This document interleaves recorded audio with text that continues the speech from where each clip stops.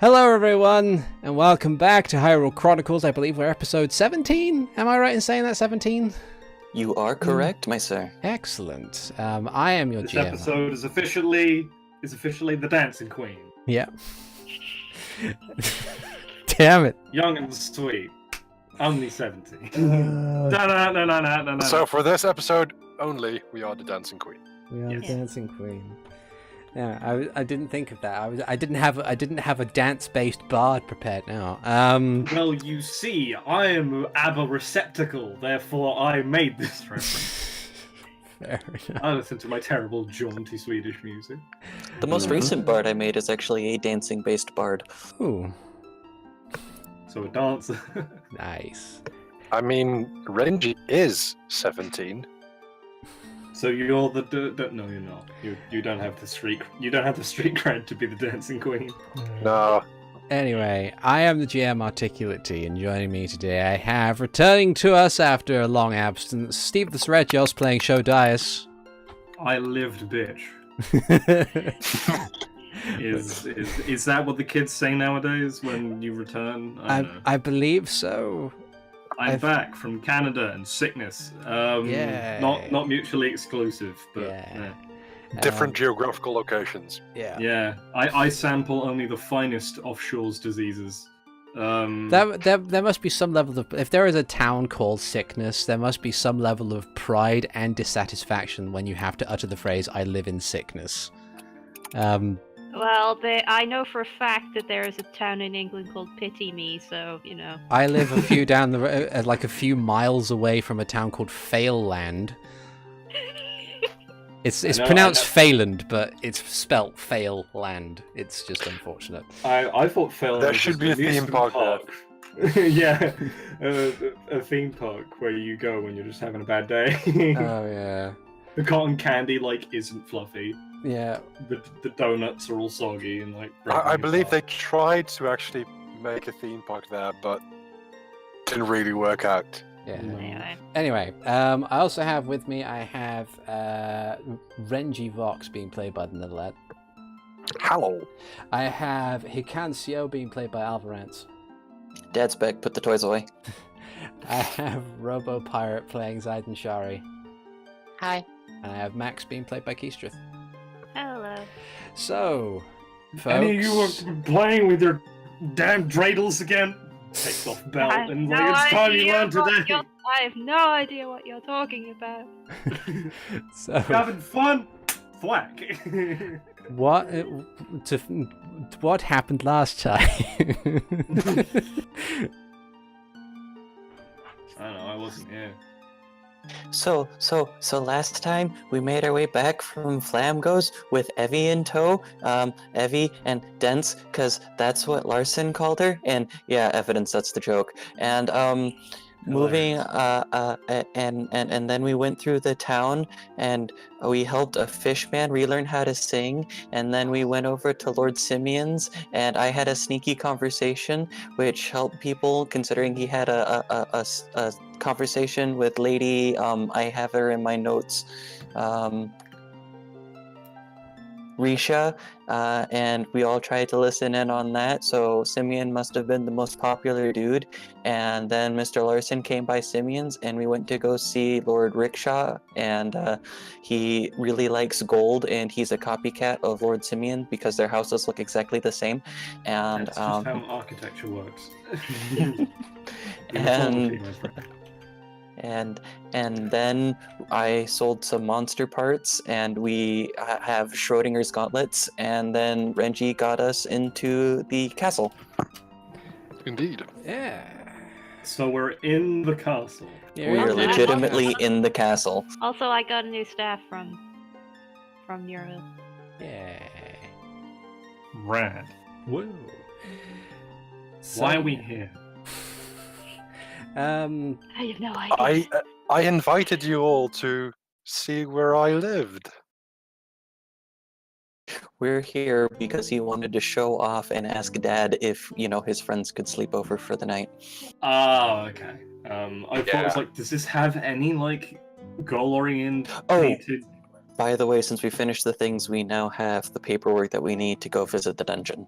Yeah. Forgot about Oh that. yes, we have Artermark, the. Artermark. But yeah, And for your information, Steve, since I don't know if you missed it or were informed about it, Hikan is in possession of the Book of Mudora. Oh, your thing that you wanted in the first place. yeah. He's hidden it. Sho doesn't know that, right? He's hidden it somewhere currently. Well, like, okay, I'm so not saying where. as a player, I know that you have the thing that you want. Sho doesn't know. That's fine. I don't. It's not my business Yep. anyway. That's correct. Hmm. I believe the only two that know of the Book of Mudora the only person who knows about the Book of Mudora is Hikan. The only person besides Hikan who knows that Hikan has a book is Renji. Okay. Hmm. Right. Precisely. And I think that's everything. Yeah. Hmm. Okay. So I believe the very last thing that occurred before we had to end, because we were running on a little late, was that We literally just cut in the library. yeah, you just provided Mara with a selection of the apples that she requested of you, and she provided you with a sizable bag filled with money, and yeah. How much money did we get? I believe it was 250 gold pieces. Okay, so That is quite a bit. Total or a piece? Total. Okay. As well. She doesn't have as disposable income from as Simeon does. She's a Like- unionized worker. She like- doesn't have much. 41.6-ish each. So let's With- just With Torina. Yeah, just that is. I let's did just- sit with Tarina. That's okay. So let's just go for 41 gold each, with some Yeah. coppers on the side. Yeah. Fantastic, because we don't have.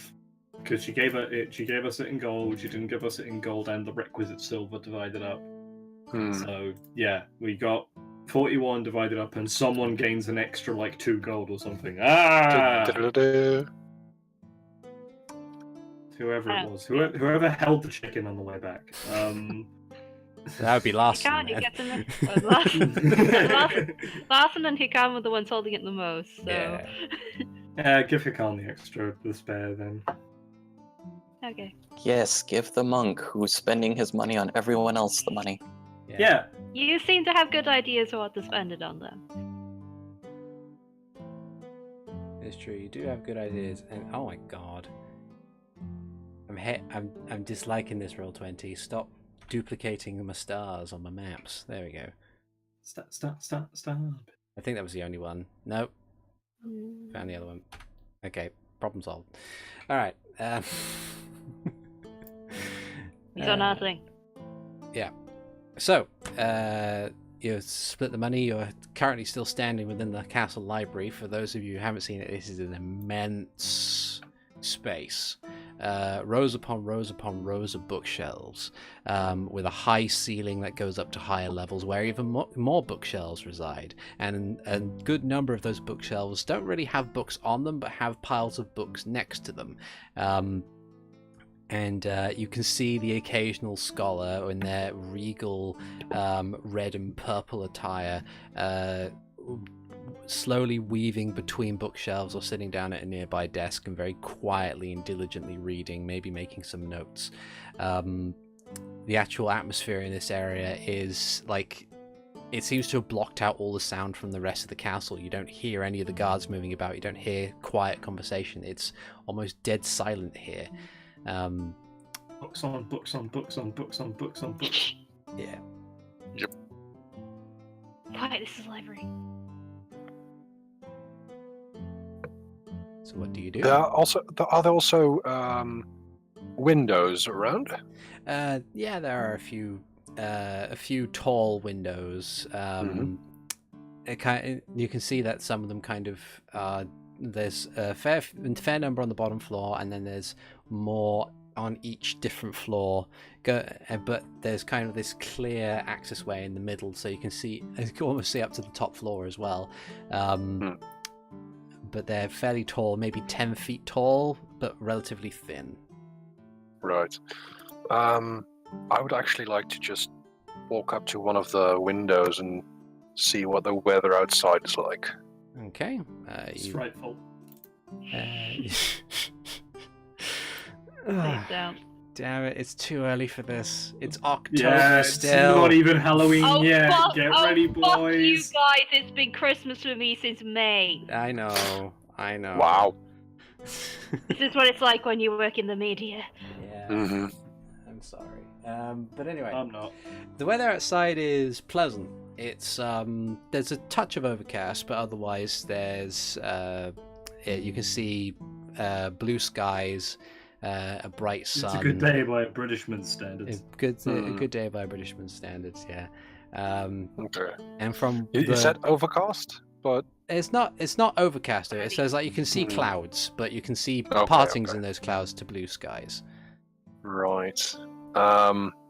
Looking over at Ziden, I ask, do druids have any particular knowledge about weather patterns? Hey, Druidcraft can just... You I can. think so. Druidcraft lets you forecast the weather by 1 day. Yep. You can know what tomorrow's weather is, essentially. While you guys discuss this, I'm just going to grab my books and my dice tray. Okay. GM, we need you to tell us tomorrow's weather. Yeah. Give it a minute. Are you casting this spell?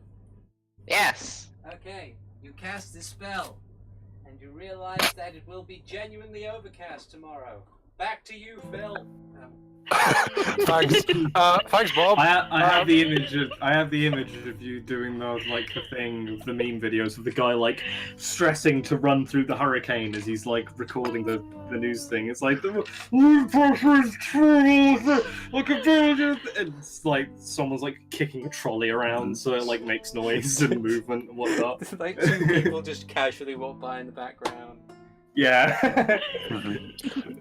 DM, one Yes. question concerning the result of this druidcraft. Yeah. It is for the next 24 hours. So would there be a change in between now and tomorrow, say during the night? It looks like this will be the weather at least until round about just gone midnight, early morning. At which point the clouds begin to gather and it will be overcast for the rest of the day. So it will clear skies in the night. Yeah. Clear night, Right. foggy morning. Thank you. Seeing and Renji would see this result, or would Ziden share this? Tiny harmless sensory effect that produce what the weather will be so you can see it. So Okay. basically, in his hand, it's like a little ball of light with some clouds floating around it, and then it turns into more clouds with less light.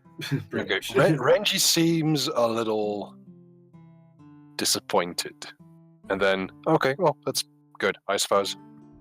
Well, this is the library. There are other places in the there's lovely gardens as well that we can check out if you'd like.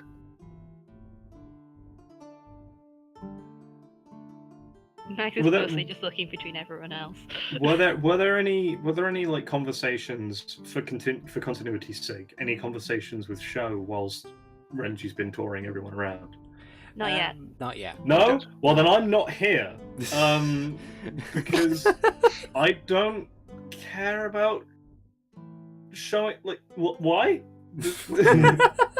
You were coming to collect the money, and you haven't been saying much because you've been contemplative over being held down by a wizrobe. Yeah, which is why what I'm going to do is I'm going to the barracks to spar with the guards. I sneakily follow Sho. Okay. Roll your stealth then. It's pretty stealthy. Let That's me higher than my passive, so I don't notice you leave. Oh, my perception. Haha. Wow. So yeah, you notice Hikan following you Like it takes a bit of time. Like you go around several corners and are almost towards the courtyard before you realize that Hikan is following you. Sho stops, turns around, and it's just, hello? Hikan waves. Like he's like doing the whole he's shaped his body perfectly behind a vase. Just So waves it's around the vase. It's like, oh, right. Hikan, what are you doing? I don't care much for books. I just don't. That's a lie. No, I care for a book. Doesn't care for books. That's fair. The nature of the literary is not necessarily for everyone. I imagine you'd be able to find some stuff in there that is rather pertinent towards punching people in the head. Well, I mean, you seem to like punching people in the head. Well, maybe not punching people in the head, more like stabbing people.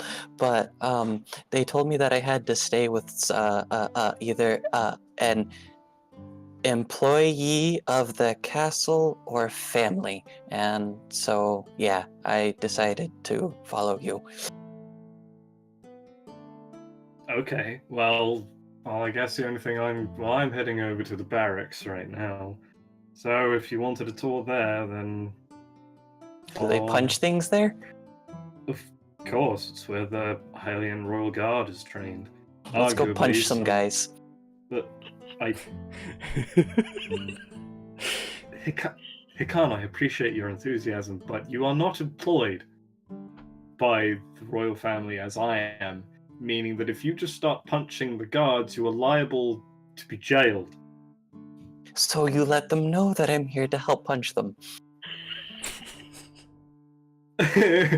Sho's just there with his mouth open, like,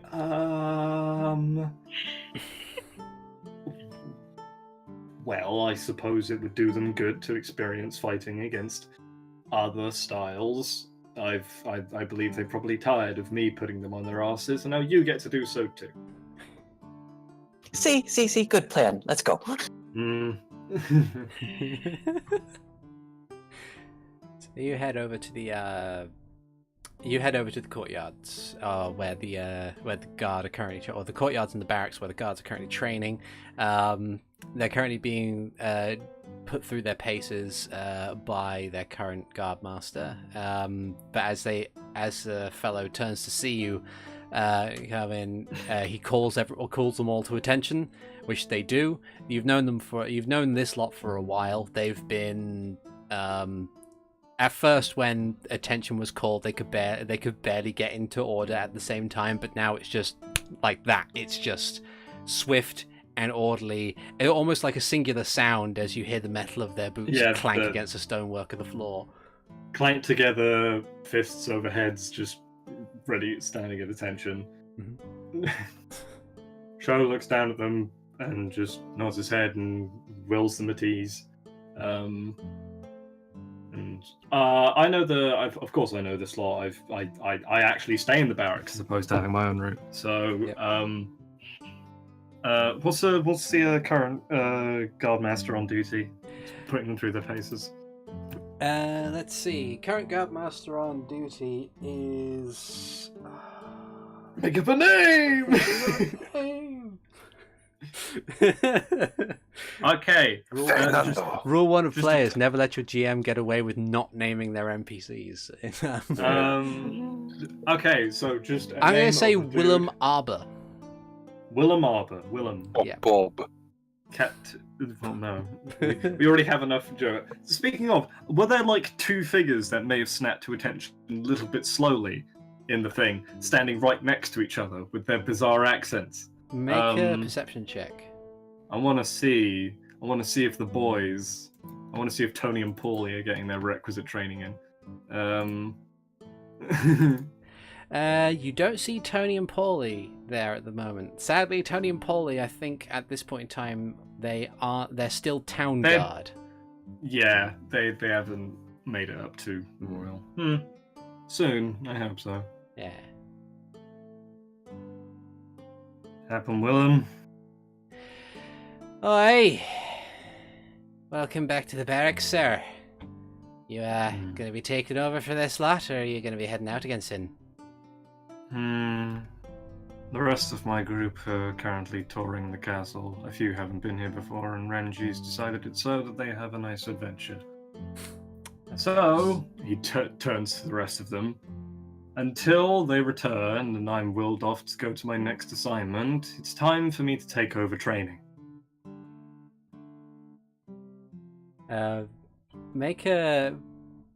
Both of you make insight checks. I can't see well through armor. I am sitting pretty in the 22. Yeah. You could. So Hikan, you kind of look over. They seem very stoic, very very professional in the way that they act. Sho, you've seen this act before. You can see the very slight movements. And slumping of shoulders. The slumping of shoulders. Yeah. They are sad because it means they're going to be in a lot of pain. Then again, they seem to have the same reaction when Alea comes and trains them as well.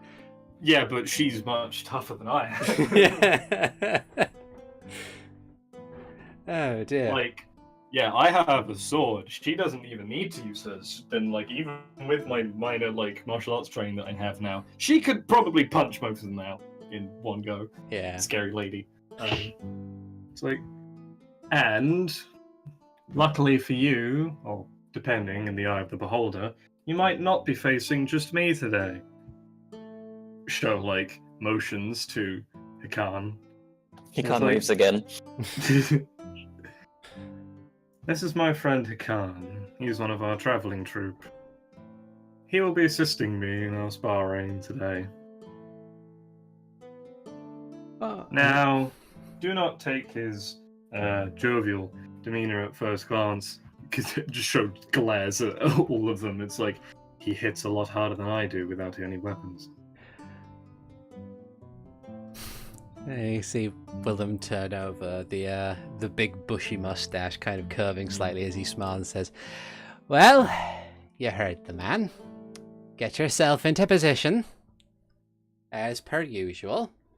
And which is basically line up, come forth. The first to get knocked in their ass leaves. Okay. Hikan leans over to Sho before, everyone steps away. He's like, "Am I supposed to use my stick?" Depends if you want to or not. They will be using dummy weapons. Consider yourself, if you get hit, then consider that a fair strike, and you may have lost. Okay. Okay. The way that Sho fights them when he uses his sword is that he just keeps it sheathed and bonks them with the sheathed sword. Holds it as he would, but just, holding the sheath in place, so... Yeah. Okay. But, yes. Right. So we'll effectively do a nice, very quick thing here. So, Hikan, do you let them go first, or do you want to go first? I'll go first. Okay, so... The sprightly young chap steps up, ready to go. Maybe I'll have a better time against this person than I do against Sho. Okay. So, Here we go. Roll your standard assortment of attacks, and the number you're planning on beating is 15. For every... if you beat that, then you've hit them, you strike them, and they've taken a tag and have to sit out until the next round begins. There are 5 of these people, and if they strike you, they get a point in their favor, and it'll go like that until either all 5 of them have been tagged out, or they get 3 points between them against you. Okay. You have to make it fair. Yeah. Oh yeah, no. That's fair. So as Hikan gets up and stands in front of people, stretching a bit, he holds out his finger, grabs his water skin, and takes a long pull from it. A really long pull from it. And then puts it down, stumbles back a bit, and then nods before charging and jabbing the first one with his quarterstaff. Okay. Ah, that misses. Yeah, he I have trained them well. as you surge forwards, the one that you're aiming for panics slightly and just uses their weapon to Ducks. like ducks out of the way and uses their own dummy weapon. This great big wooden greatsword just taps your attack out of the way and staggers to one side. Saying to the other one, "This one's faster!" We technically actually haven't had a long rest, so I'm gonna have to do an unarmed strike. Oh, That one slap hits. upside the head. Bang. Bang! You gonna keep us back on short rest? I didn't say I meditated, so Okay. it's been a pretty active short rest. This man has been tagged. So as you go, "This one's faster!" You just wheel around with the back of your hand, bang, and like it turns the helmet on his head to the side slightly, and he stumbles around a bit. He goes, "Wilkins, take your seat, you're out!" And he's like, and he stumbles away and sits back down. So you've taken 1, there are now 4. And that is my turn. Okay. So they all begin to move in. Each one gets 1 attack with their greatsword. Ignore the damage on this one, but the one Because they're just bots. Yeah. Does a 16 hit your AC? It does not. Okay, so you nimbly dodge out of the way of that one. Guard number 2 also Just drunken misses. step. Just. Also misses. And also misses. So they kind of move forward, and one after the other, they just swing wildly, and you easily, casually, just duck and dive between these wooden swords as if they were. It's like being back at the monastery again. But now it is. Oh, those things that when you bat them one way, it swings round and comes back the other. Yeah. So now it is your go again. So during all of this dodging, I end up behind the main group, and then I tap one on the shoulder, and as he turns around, I hit him with my stick. Okay. No, I don't. I Ah. trip and I overcompensate. Yeah. So as you do that, you overcompensate just as this guy like backpedals as far away as he can. But using your loopy steps, do you punch him in the face instead? That I do. Or no. Like using my loopy steps after overcompensating, I try to hook my foot around his and pull him down. Okay. Yeah. Oh, Yeah, that'll do it. You just hell sweep him. You just hell sweeps, Tekken style. Yeah. Heihachi Mishima just spinning around form. Oh man. So you knock him down. Bam! He just lands on his back with a loud clatter, and there's a whistle from Wilbur. Says, "There's Thompson. You take your seat as well." And there's a grumble as he kind of drags himself across the floor slightly out of the way of the others. Is that it for your turn? That is. Okay. Then the remaining 3 are going to attempt to try and tag you with their greatswords. The first one goes. Swings wildly overhead as you kind of weave to the side. This guy, however, anticipates that, using the failure of his companion to his own advantage, and swings around and it knocks you in the side, tagging you for a point. You are now have 2 points remaining. And then the third remaining dude has his own turn against you. Does a 21 hit your AC, or...? Indeed it does. Okay. Oh, they're mounting a comeback. Capitalizing on this, this third guy runs forward and pokes you in the back with his greatsword, and you stagger forward slightly. They've gotten 2 hits against you, and now it is your go once again. Smiling more because they're doing better now, either because they've gotten used to it or not. I turn around quickly after you're poked in the back and attempt to knock his weapon free, like with an upward swing of my quarterstaff, so like hitting him in the wrist. Okay. Pat. Nope. I just cannot hit with my stick today. Well, you're good at punching, though. Yeah. And then I will follow up with another punch. Mhm. And Oh, no, I Oh, missed both no. times that time. It's possible that because they've Drunk managed too to much. catch hold of your rhythm, they're now able to. It's difficult to get a hold of them at the moment, but as that last attack swings wide, you rebalance yourself. Then they in turn attempt to mount a comeback. Here's the first one. There's a 20 And hit that's it. AC. Oh! So the first guy again comes around. He brings a sword high, brings sword high for a downward strike, stops short, and then moves right into a shoulder barge, and knocking you back slightly. Oh, this guy's he's a warden from For Honor. He just fucking shoulder check, bastard. There's a whistle from Wilbur, and he just he says, "All right, well done. You survived this one." And there's a small cheer from the remaining guard. And, don't get too cocky. A long day of training ahead of you. That was only the start. You're fresh. I haven't had my turn yet. Yeah. Oh dear. But yeah. We'll come back to that. Let the others do that. Yeah. So, meanwhile, with the folks at the library, Renji, you've checked the weather. Mhm. What are the rest of you doing? Max is just kind of awkwardly waiting for whatever's next because he has no idea what he's doing here. This place is big. Ziden will be looking up fossil records. Okay.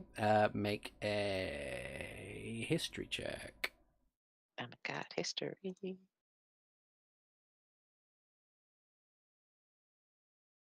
12. 12.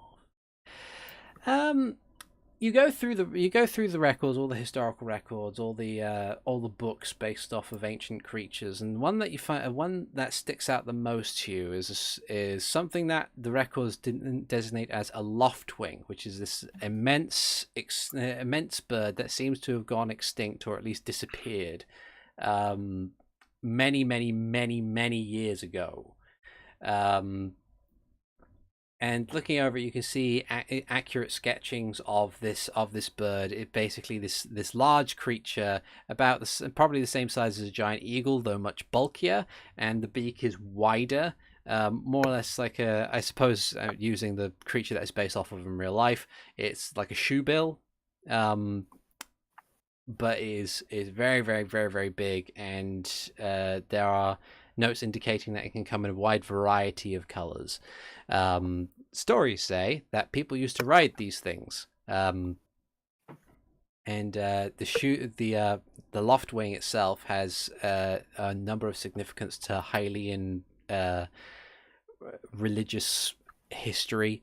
As it said that the goddess Hylia had a loftwing as her own personal symbol. But yeah, that's the one that sticks out to you the most. I shall add it. Ziden has increased his knowledge. Yes. It's like getting a new It's like getting a robot master power in Mega Man. Max watches Ziden go off into the books and turns around. He's like, "So can we just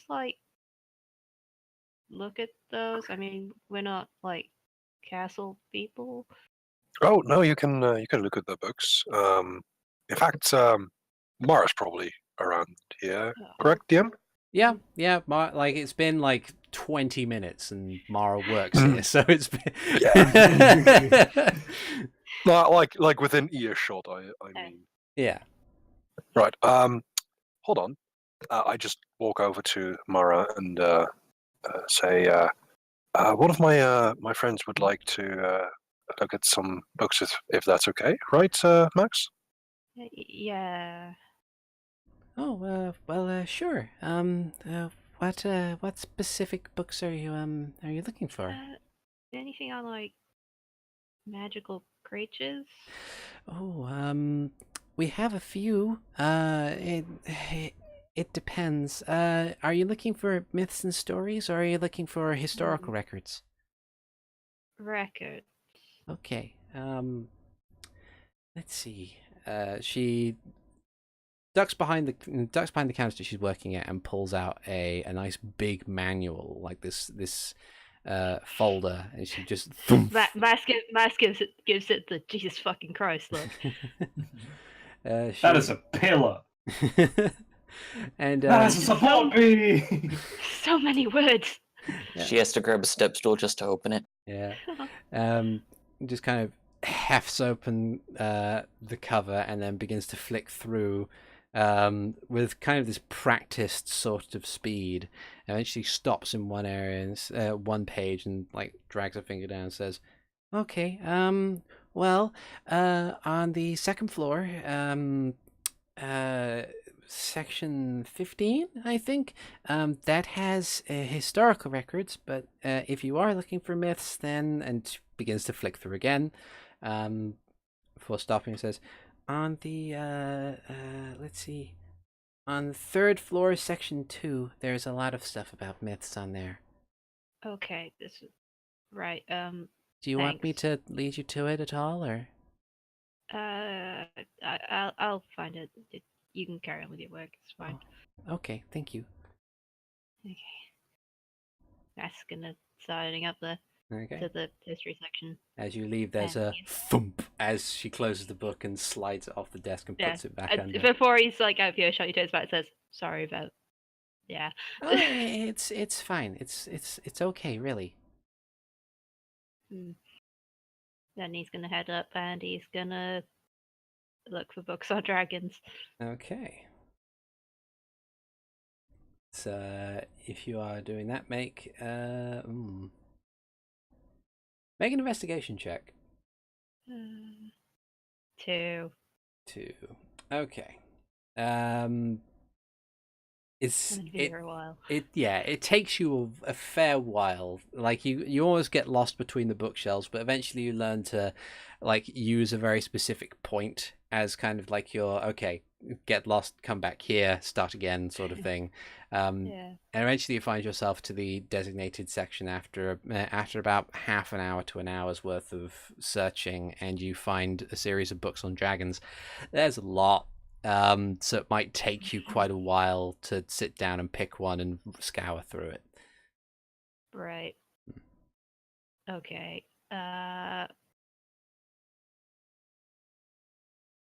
If there's anything specifically on blue ones. Okay. And he's gonna go for that. Okay, so make another investigation check. 5. Yeah. I'm doing so well. Yeah. So you look over the books again. It does take quite a while, and in fact, the period of time that it will take you to find anything notable on blue dragons will probably have to cover everybody else's time in the library. Tyrina, who didn't sneak off to join Sho, despite the fact that's probably something she'd enjoy significantly more, finds herself just kind of looking around, eventually sitting somewhere and just like, I guess I'll wait here, because I can't go anywhere. And after a short period of time, Renji, is there anything else specifically in the library that you wanted to do? Not at the moment, and the weather forecast has kind of messed up my plans. You're hoping for a dark and stormy night. I was hoping for a dark night at least, or Batman. yeah. So I'll look over at everyone, seeing that they might not feel the most comfortable in this these surroundings. I'll just go and ask them if, like, if they want to stay here or if they want to stay at Lord Simeon's for the night. I mean, it's probably better if we do go back to Simeon's. I mean, Yeah. you know. Yeah, I understand. It's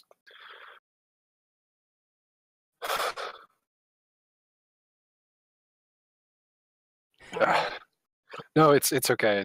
It's I haven't really had a lot of like. Nah, no, never mind. Forget it. It's nothing. It's just rubbish. He was about to Sorry. say friends. God forbid you have those. Shut up. You're not here. You're busy beating the crap out Ziden will of go us. over, put a hand on his shoulder. Just it's fine. I understand that, you know, you might not feel comfortable here. Maybe in future sometime when we're more used to this sort of thing. Yeah. Hmm. I mean, I can't speak for the rest of the group, but I mean, Lord Simeon's place is lavish enough for me. This is Yeah, this is the biggest house I've ever seen. Yeah, it's kind of built for that. Also, it's not even actually your house, it's the guy with the gold on his head. yeah. Yeah, that's called Crown. Okay. And yeah, he I figured that makes him important. it kind of the most important person in the whole country, Right, the entire kingdom, you might say, as he is the king. right. Probably good thing I didn't say anything. You did remarkably well for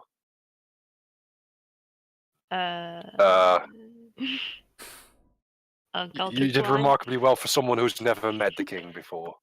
Right. He seems cool. He's a good king. Should probably like start moving.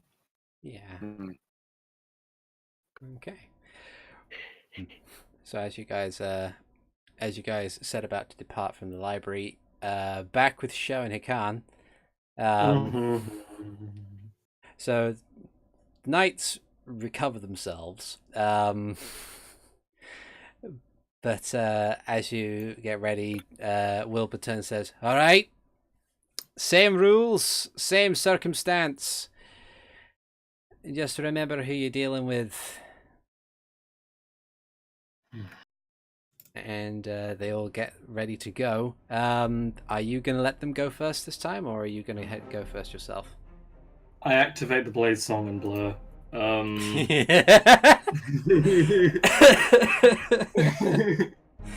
Okay.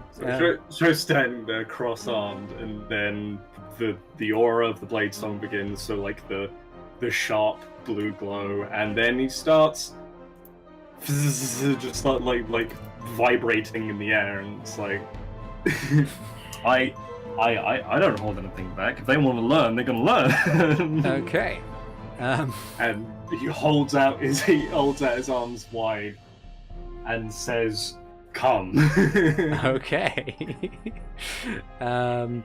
All right. And so they do in full force. So first attack, as one runs in, and misses. Kind of to their perception, it seems like their sticks are cutting through, but doesn't 19 hit? Yes, that actually just hits. Nice. 19 does hit. Okay. So one guy gets it. Good. Okay. And then dude number 3 comes around to try and flank, but sadly misses as well with that 8.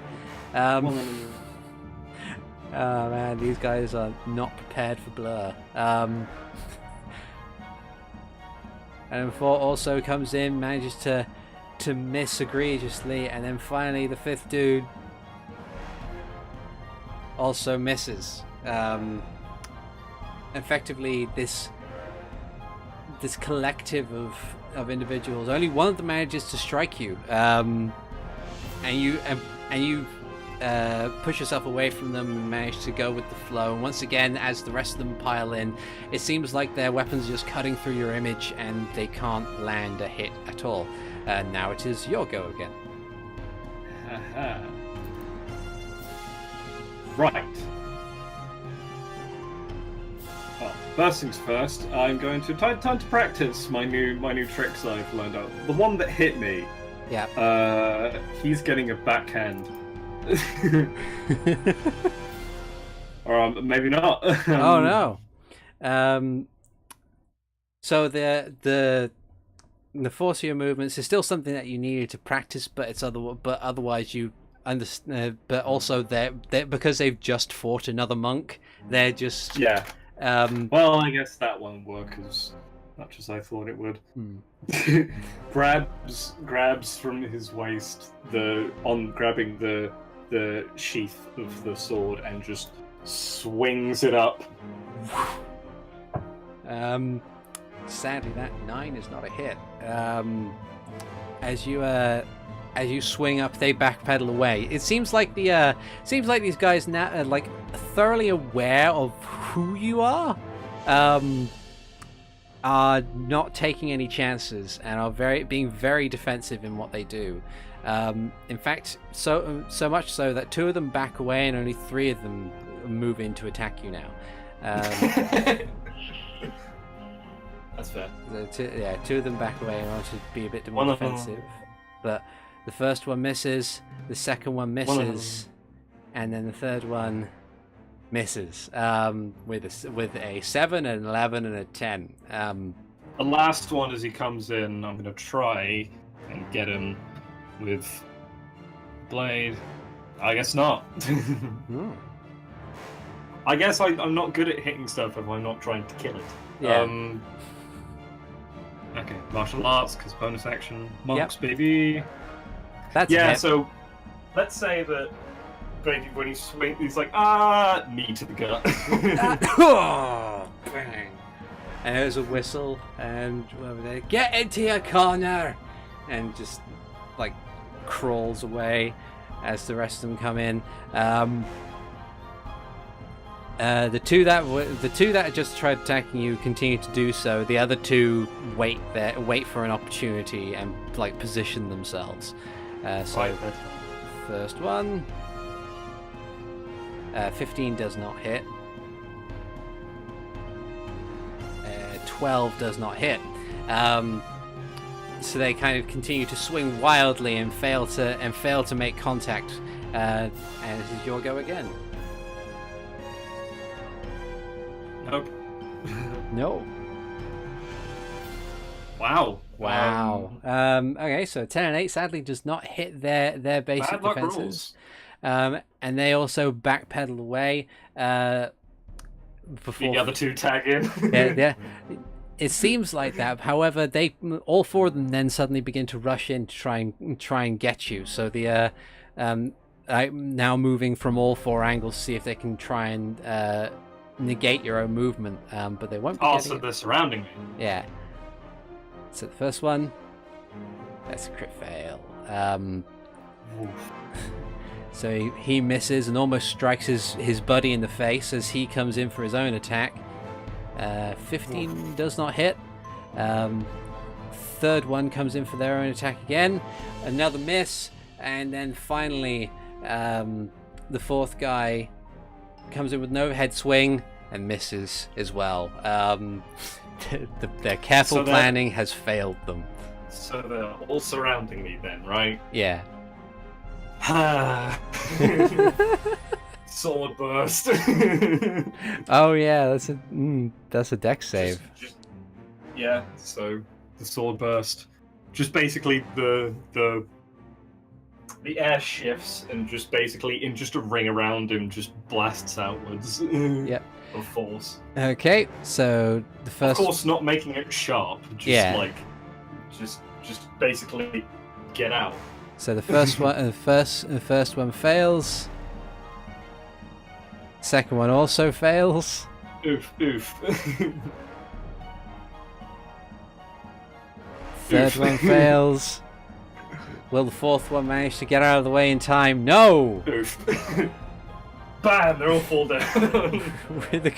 with the conjuration of these ethereal practice blades, the four of them are just pushed backwards, and Wilbur whistles again and says, "Yeah, don't worry, lad, you'll get him next time." And one goes, "But you said that like the last 15 times." It's like, yeah, I know I said that the last 15 times, and you continue to disappoint me. Well, Sho looks over and finds the one that does hit him. That did hit him. Yeah. And goes over to him as he like sat down cooling off essentially. Yeah. Sho extends a hand down to lift him up. Okay, so he accepts the hand and comes to his feet. Well done. Thank you, sir. Follow this man's example, and then maybe then you'll actually have a chance at hitting me. He says, all too a little bit smugly. Sho's on a streak. He can't lose. he can lose this. He's been bigging himself up too much. Oh man! Would I recognize that Sho's trying to do martial arts now? Oh yeah, I haven't been using my hands before. For all I know, that it's like tavern brawling. Well, it depends. Could you perceive it through the blur? I'd say me. A 13. Would that be enough to perceive through your blur? I'd say so. The whole point is that the blur like acts in the way that it does because you're trying to hit something at close range. At long range, I'd rather at the like a few feet, like 20 or so feet away, that Hikan's looking at this. He'll just see that I'm like fuzzing, like the air around me is fuzzy, and like there's slight movement. But you'd probably be able to see that like the hat, like the knee that I threw, and the hands that I was trying to make him catch these hands. They weren't just like swing. They were measured. I imagine Okay. the way not in the way that you do yours. Like there's not the looping, like try and feint out before you clock someone upside the head with your drunken style. But yeah, Okay. it's like it's an attempt to try and be like the whole. Considering his style is primarily using the sword for draw slashing and whatnot. It's very much like minimalist. Like it's More just direct. extend the arm. Yeah, it's like back of the hand, elbow, knee, something like that. Something that he can immediately then not like throw if you throw a massive roundhouse and you'd be off balance to use his sword. So Okay. or like cast magic. So yeah, you as someone who's been training on a monastery, you probably I've seen this before. yeah, you've seen like a very like focused, just like tiny little jabs essentially. I've met Kensei monks. I know your kind. The blade song and blur dissipate. Just whoa. Okay. Don't go too hard on them, Wilbur. They did well. Oh, I know. But if I give them positive reinforcement for failing, they'll just get complacent. Can't have complacency when the castle's under attack. Did you just hold a grudge? Okay, we had this conversation just days ago, and I said the positive reinforcement breeds complacency. You're just at me. Indeed. I don't. No. It's fair. Oh, and before our troop gets here, keep an eye out in the town guard. There's these two men, Tony and Paulie, I believe they are. They've been doing a bang-up job. They helped us on the case regarding young Lord Whitestone. They speak a bit funny, but they're pretty helpful. Paul and Tony. Well, I'll see if I can throw a recommendation towards. It's not going to be Waitstone anymore, at least not for the moment. I'll see if I can throw Summerborn a recommendation to see if she'd like to have them elevated to be castle guard. I can't promise anything. Of course, I just wish that they'd be commended for their efforts. They've been surprisingly helpful, given the nature of the indiscernible tasks that we are given sometimes. Very well, very well. I shall look into that. But anyway, thank you very much for stopping by and reminding these soldiers here that there are goals to strive for. I should probably get back to putting them through their drills. Of course, brother. And then he turns. Keep well and train hard, friend. He offers a very swift salute and turns. All right, lads, back into your positions now. And they all kind of groan before getting back to their feet. I'm guessing you guys head off and meet up with the rest of the party. Yeah, Sho passes by again, and it's like, I assume the others will be getting bored by now. Especially Tyrina. We should have invited her. She would have liked 5 minutes. I'd like to come back and do this again sometime, maybe when I've had a bit of rest. A monk fighting on all cylinders would definitely be something for them to fear. Okay. So you guys regroup at the midway point between the barracks and the library. Are you going to be heading back to Lord Simeon's estate for the evening before departing in the morning, or are you going to be? Yeah. I am staying in the castle, of course, because it's where I live. But Well, we at least need someone to escort us out. Yeah, Yeah. I will at least do that. Yeah. Are the shops still open? Yes. I would like to take a stop to Jamal's and Sebastian's. Okay. If you guys want to come, that'd be cool. If not, I understand, and I'll meet you at Simeon's. May as well. Oh yeah, the party hasn't met Jamal yet, so... Yeah. I've heard whispers. Of a leather worker. Do you want to come, Sho? It's okay. You know what? Fine. I'll probably stay over here. I'll see you tomorrow then, when we set out. Of course. Alright then. Okay. Have a good night. Thanks. You too. Thank you for showing us around. Of course. Okay. And you guys, those who are leaving as part of the troop, all head south towards. Are you going to be heading to Jamal's first or Sebastian's first? Jamal's, it's just right there, and then Sebastian's more on the way to Simeon's anyway, so... Okay. Just loop around. So you head over to Jamal's, and you return, and you head down and you find a nice quaint little shop entitled Jamal's Leatherwork Emporium.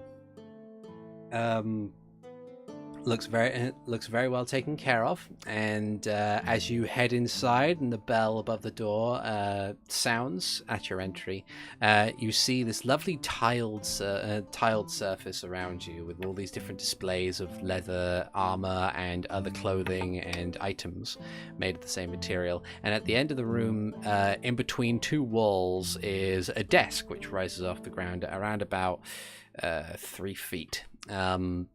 So a desk So a stool to many. A stool to many. The desk, at least to me. Yeah. And as the door closes behind you, you hear this pss, pss, pss, pss, pss, pss, pss, as a Zora head bobs up and down behind the desk and turns, slams his hands on the table. Poof. Welcome to Jamal's Leatherwork Emporium. Oh, it's you. And Hello. after he says that, he ducks down and hops, clearing 8 feet of height as he tumbles through the air and lands rather expertly on the ground. He's a diminutive-looking green Zora. Sho turns around and heads for the door.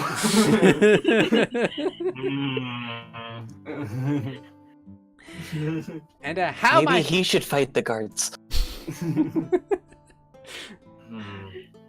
And Such exuberance.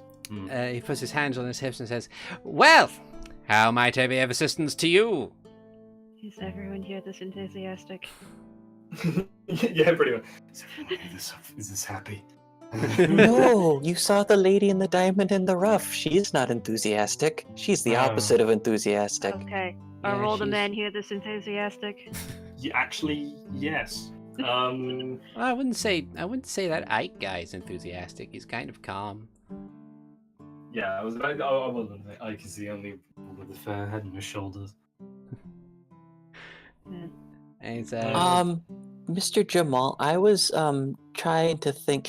Do you have any like holsters for books? I have a few friends that like some books, and I just wanted to make it easier for them to carry the one that they were reading around. Oh, well, I do have a variety of things. I have book straps and book bags. Would you like a book? Let me explain. And he disappears behind, like he hops over the desk again. There's a splish as he lands, and then heads away, splish, splish, splish, splish, splish. And then a few moments later comes back, hops back out, zoop, poof, and presents you with a basic, what looks like a belt at first, but it seems to, or like a pair of belts, but they seem to be tied together in some fashion. And another one which looks like a basic satchel bag, but smaller. And he says, "Now, the reason why I offer these things is because this," and he presents the bag, and says, "This is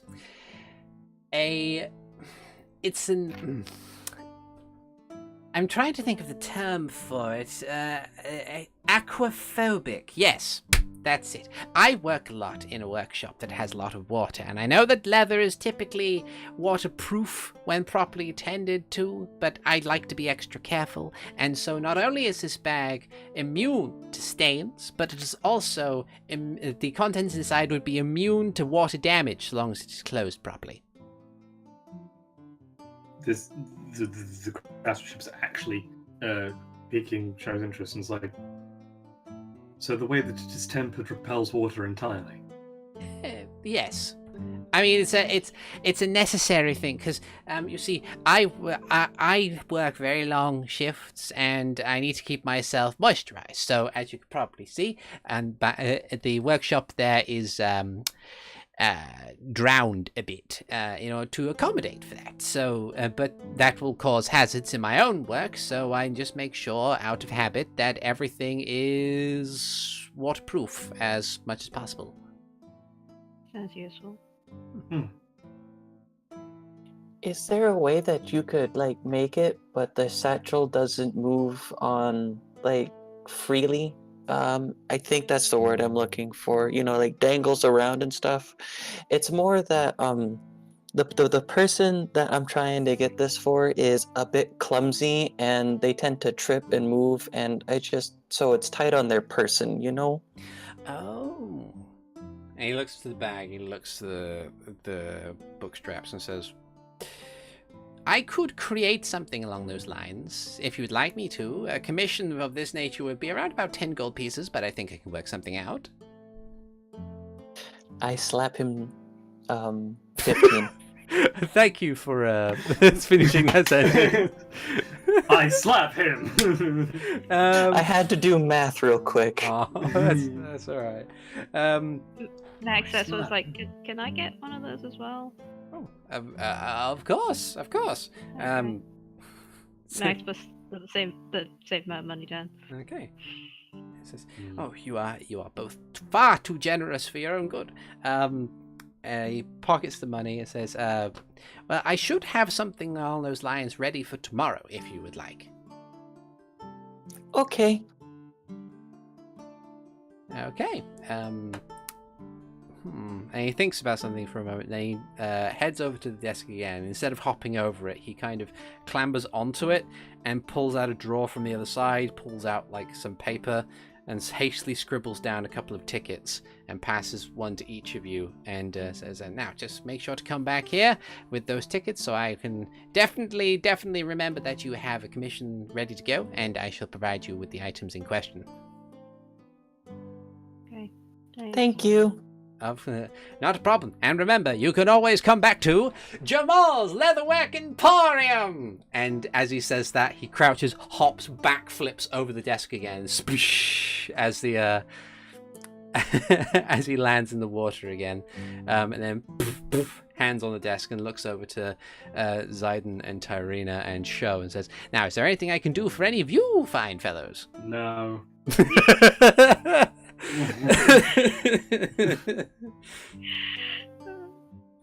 Turns leaves. Terry is like, "I'm good, but thank you though," and she heads out as well. Ziden will slowly shake his head. Thank you. Goodbye. Take care. And there's a splish, splish, splish, splish, splish, splish as he walks away from the desk. And as you leave and close the door behind you, you find yourself back in the thoroughfare of the commercial district. So you had to go to Sebastian's next, was that correct? Yep. Okay. So you head over to Sebastian's general store, honest guys. You find that is more or less in the same state as it always was. You can barely see through the windows because of all the stuff that's packed up towards it, but as you open the door, you see your fine mustachioed fellow Hylian person standing behind the desk, and he waves excitedly and says, "Oh, hello! Welcome back to my store!" Hello, Sebastian. I need paper and stuff to write with. Oh, paper and the stuff to write with. What quality of ink would you like? I get a couple of spellcasters coming in. Need the finest quality ink in order to write their scrolls and everything. Oh, just regular ink. I'm not a spellcaster. Everyone else is though. And he looks behind him. Oh. I don't write my magic. I have a book. I don't write my magic. Very well. Let's see. So he disappears, and he comes back, and he says, "Let us see. Did you need a paper or a parchment?" Parchment Whichever is is more best frail. for.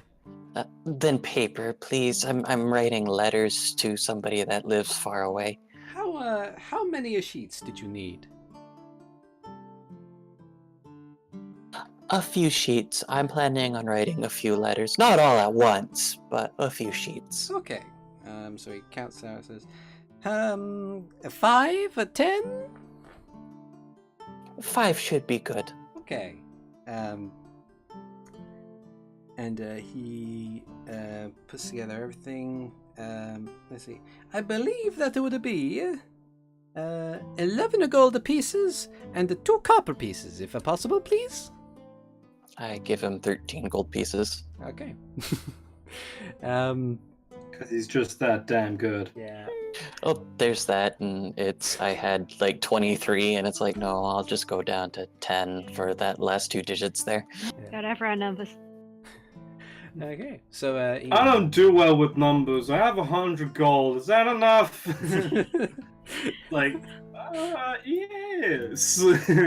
And so he takes the money. He smiles. He counts it out slightly. He says, "Did you Did you need a change? No, it's okay, Mr. Sebastian.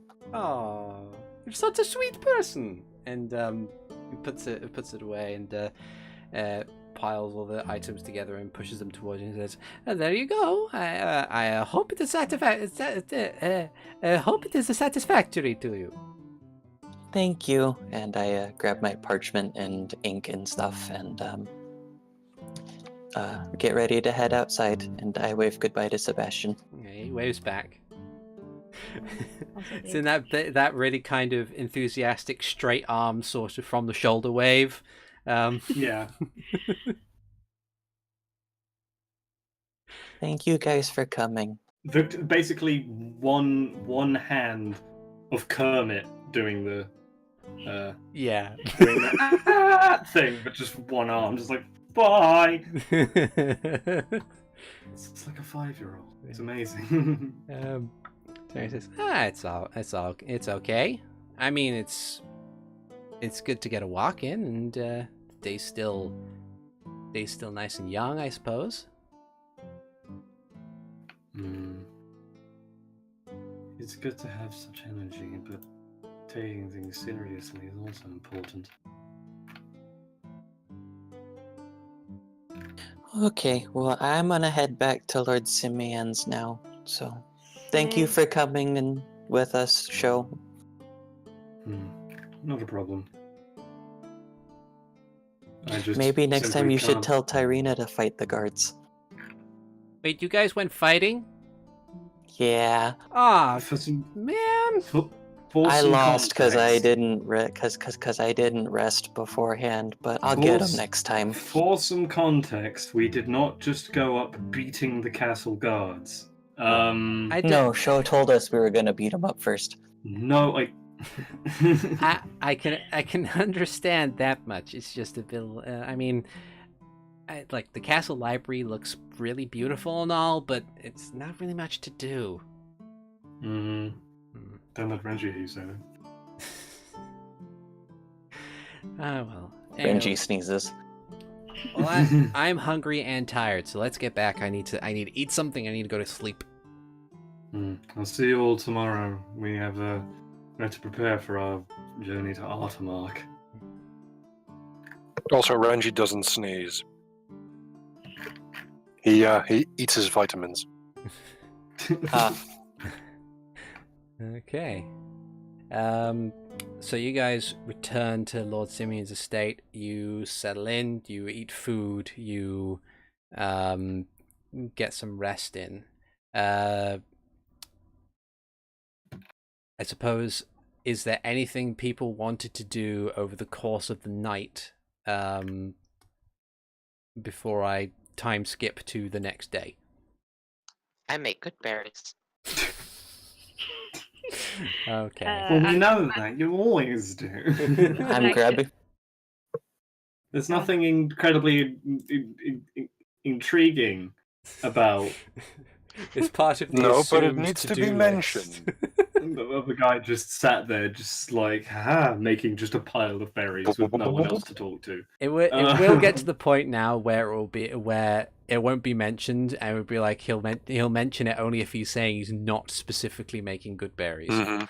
Yeah, it's like it goes without saying that Ziden is making berries. Yeah, I'm mostly just Renji giving would them have, to the poor. Yeah. that's true. And it's a noble thing to do. It's a good thing to do. I Max have is these spell slots, and people have hunger. Let them go together. Max is just gonna read and then sleep outside again. The two cancel each other out, yeah. Hmm. I would have wanted to raid the library, but it is not overcast enough. So I'm not going to. It's actually like I was gonna go to the library, so like that would have been fantastic. Just like, what are you doing here? What are you doing here? Oh no, you wouldn't have seen me. It's the Spider-Man meme when they're pointing at each other. So you sneaky Sheikah, what are you doing here? Ah! Same hat! Okay. Hikan is going to grab his book, let Lord Simeon know sneakily that he grabbed his book, and then write his letter. Or actually, he'll write his letter first, just like at the table. Okay. I like how you don't even have to like mention. It's like I wake up Simeon because he's not fucking asleep. Yeah.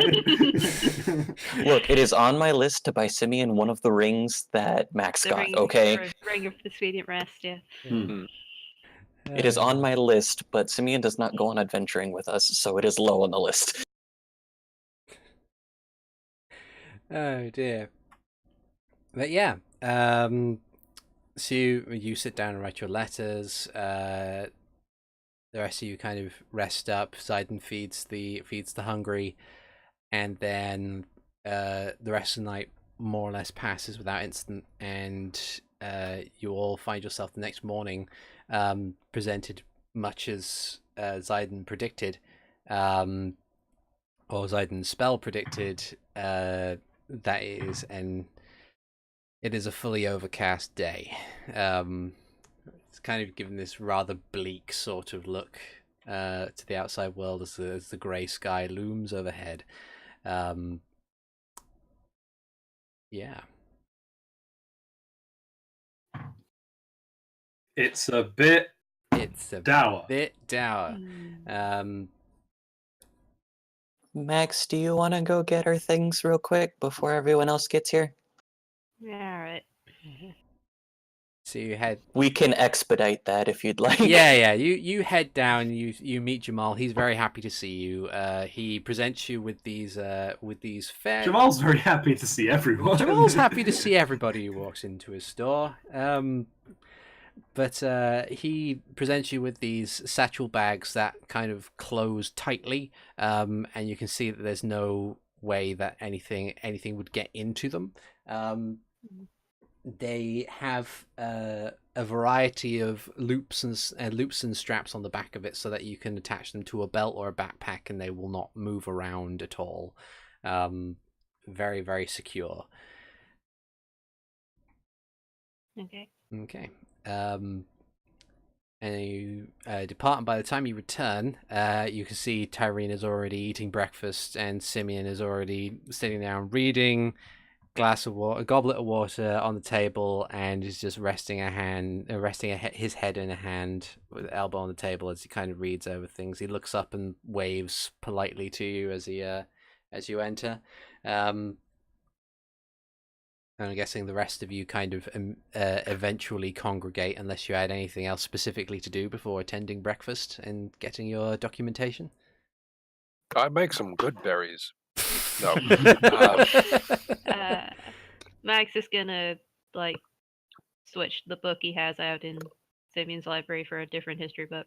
Okay. Shows up bright and early, goes through his morning rituals, and then should be there on time. Okay. Right.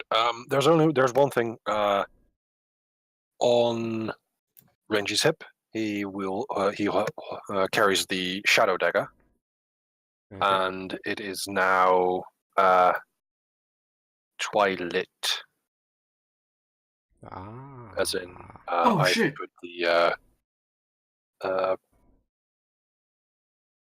the hex warrior thing on it.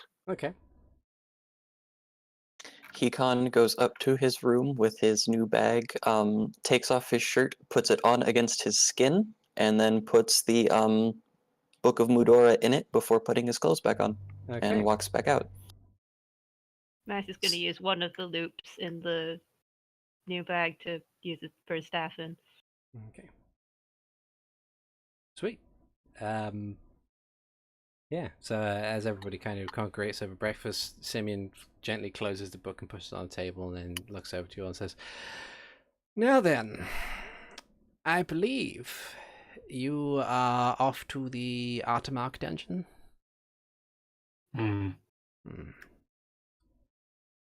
Any specific requests on what we need to find there? Well, any documentation would be good. Books, scrolls, anything that looks like is dated at least older than 50 years ago. That would be supremely helpful to my own endeavors. And of course, anything else interesting you might find in there, it is entirely up to you what you do with it. If it's broke, I'll fix it. Okay. Thank you very much. And of course, it goes without saying, be careful. There is a reason why this writ of permission exists, and he pushes the sealed envelope towards you guys on the table. All sneaky like. He's never been. Simeon's never been on a covert mission in his life. Just puts it on and very quietly, shh, slides it across. Well, it's Max looks at the seal letters like, oh, can we open it? if you wish, so long as as long as you present that to the guards who are guarding the dungeon, then they will allow you in. It's mainly so that they are aware that you are capable and willing to go into a place. That's Not just random idiots looking for treasure, or worse, grave robbers. exactly. Hikan, at the word grave robbers and the fact that we're looking for historical documents, sits and thinks for a little bit and goes, "What's the difference between archaeology? That's the word, isn't it? Where you go and like dig up stuff for education, yes, and grave robbing." We show everyone what we find. And we Yeah. write it down, or have someone write it down. You don't just sell it to people for money, I guess. It is a muddy situation. I understand that, but We have permission. you have not only do you have permission, but I like to think that what we're doing at this point in time is for the benefit of everyone in this kingdom and the world, no doubt, rather than just our own fiscal gain. So This benefit is of the knowledge. many rather than benefit of the few. Precisely. With a few being dead in most cases due to age. Okay. Did we want to get horses? I remember that being brought up. Where would we get horses? Horses don't go in planes, he says, referencing that nature check forever ago. Does What- the castle have horses? The castle has requisite horses that we You- could probably fob off, or we can go to the stables on the outskirts of Probably. town. Yeah, you'd know that there is a stables at every entrance that at least rents out horses. And of course, there's the farms around if you're not at the castle. Yeah. Would Sho and Renji have horses? Like, would they have like designated horses at the castle? I imagine Renji might. Would I? Just due to status. More than anything else. Maybe. Mm. You probably have might- riding might- horses at least, as opposed to war He might horses. at Did my have- dad give me a pony? That's what that's what I mean. Like at least riding horses for Sho makes sense considering his work is that he's very much out and about out of the castle town Yeah. at a lot of the time. You'd probably Just you'd probably have riding horses that you'd be able to access at the very least. I wouldn't say war horses because you're like, despite your station, you're not expected to go out and fight big battles constantly. Hmm. No. Also, neither of us are cavalry trained. Yeah. It's hard to sling fireballs at people when you're bouncing up and down on the back of a horse. Yeah. So, myself and Renji have horses that we can ride from at the castle, but I'm not sure specifically if we can convince them to give you some, let alone 4 of them. It's fine. We can just go buy one or whatever. Yeah. I thought Simeon said something about horses when we talked yesterday.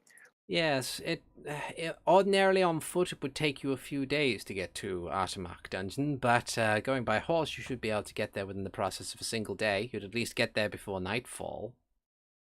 At least there's that. That would be ideal.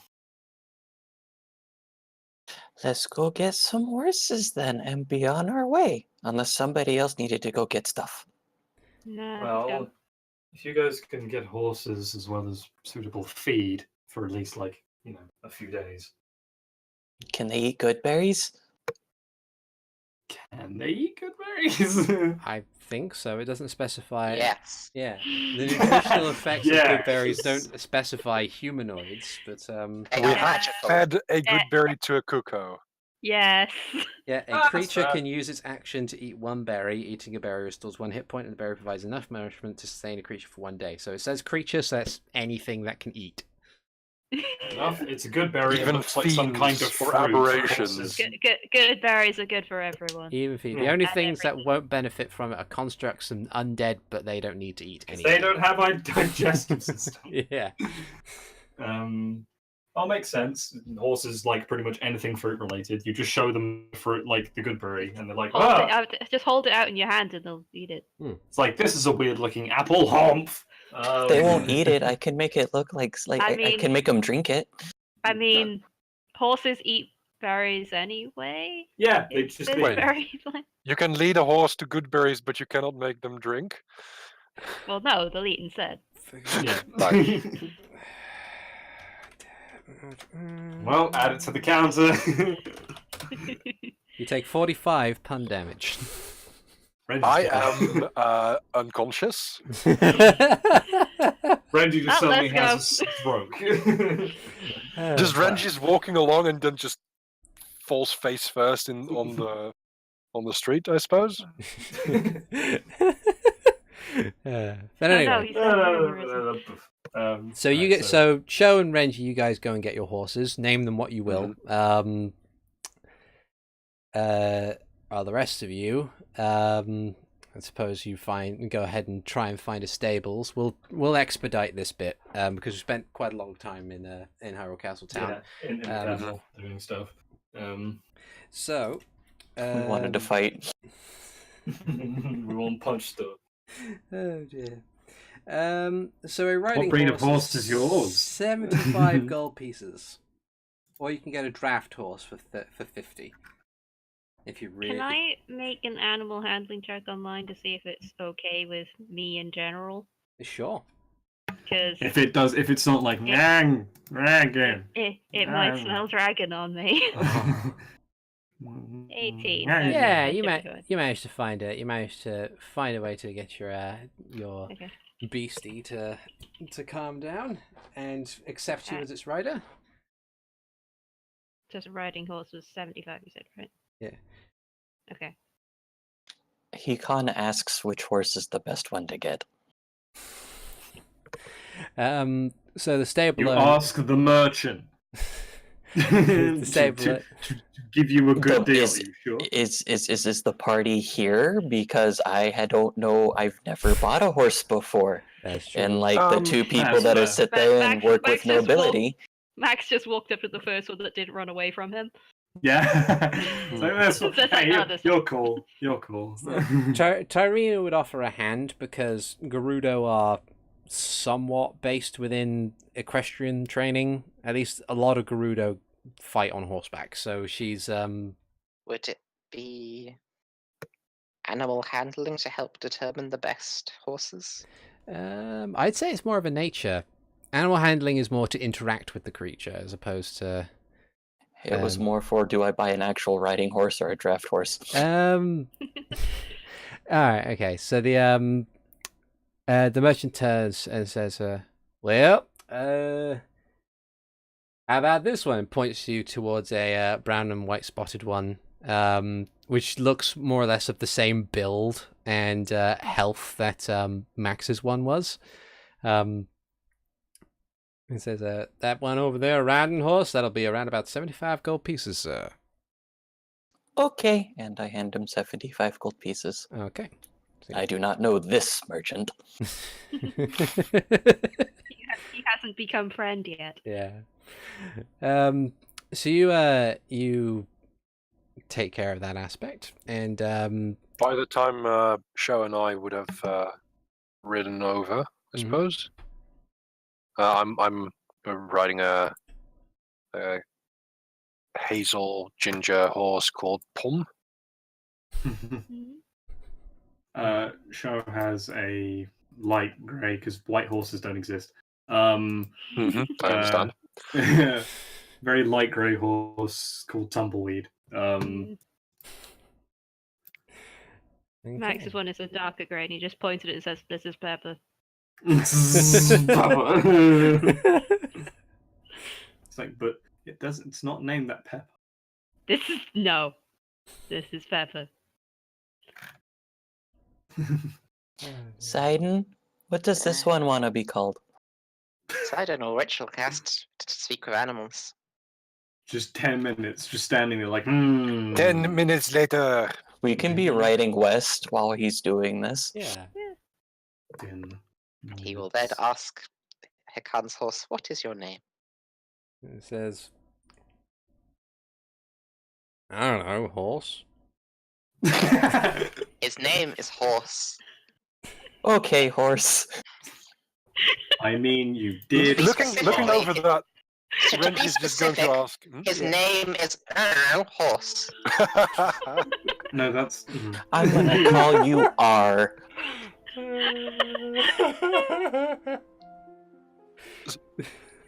Renji's just going to laugh at that and just say, Ziden, do my horse next. Ziden will ask his horse its name.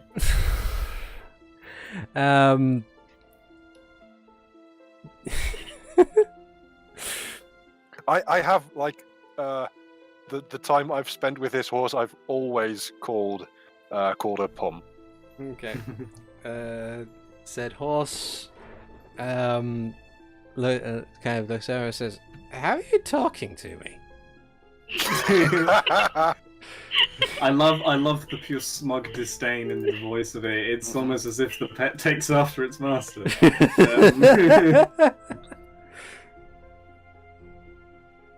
How dare you speak to me? Entirely magic. Ah. Hello. Hi. Just imagine like all the other horses, like Sho's horse too is like the fuck. Not what that. I Nani. point at him and say, he wants to know your name, but he can't speak with magic. I just Oh. shrug my shoulders. Let's see. How Oh, sorry, I need to have a look at the stat block. of How the horse. smart is a horse? No, they're really dumb. Well, to be honest, if you've raised it from like a particularly young age, then it will probably respond to the name you gave it. Has an int of 2 and has no languages, so it wouldn't understand it being called Pom. Would name it Pom.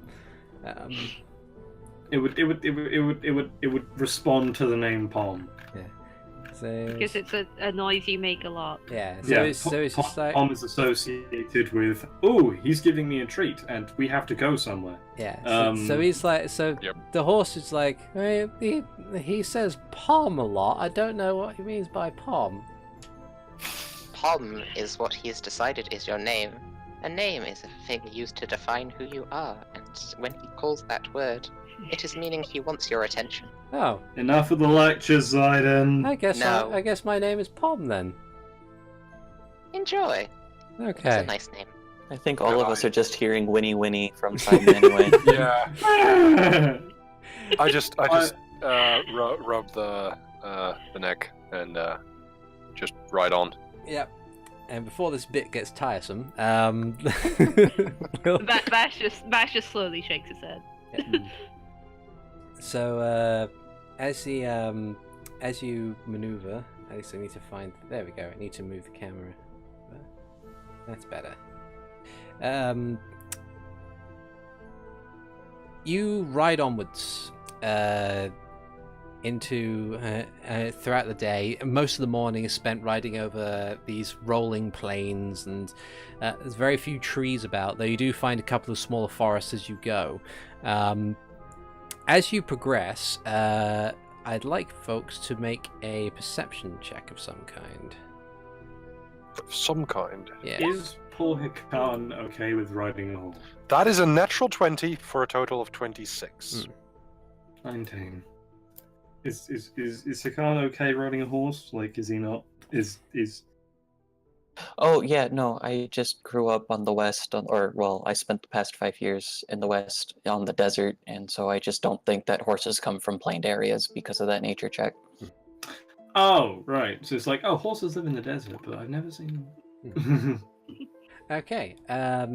Everyone with the exception of Ziden and Max, as as you're riding towards you is a small forest, and as you are about to turn to go around it in order to continue on your way, according to the directions given to you by Simeon, it's about here, I'd say.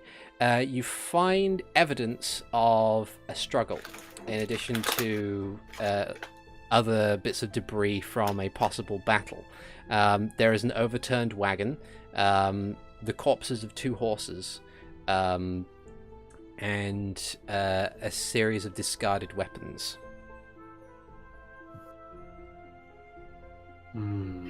Stop. Yeah. Pull to a saunter and then to a stop, and Sho hops off his horse. I'll follow. I'll do that as well. So we stop, we work together, and we perceive. Or stop, collaborate, and listen. While they're stopping and doing that, I'm gonna keep an eye on the distance to make sure no one, like, this isn't an ambush. Okay. Yeah, as this happens, I do want to take out the shield and form a rapier. Okay. Time to look over. Are there footprints? Specifically, are there like big heavy set armor prints like those dark nuts that we found? Make a survival check. And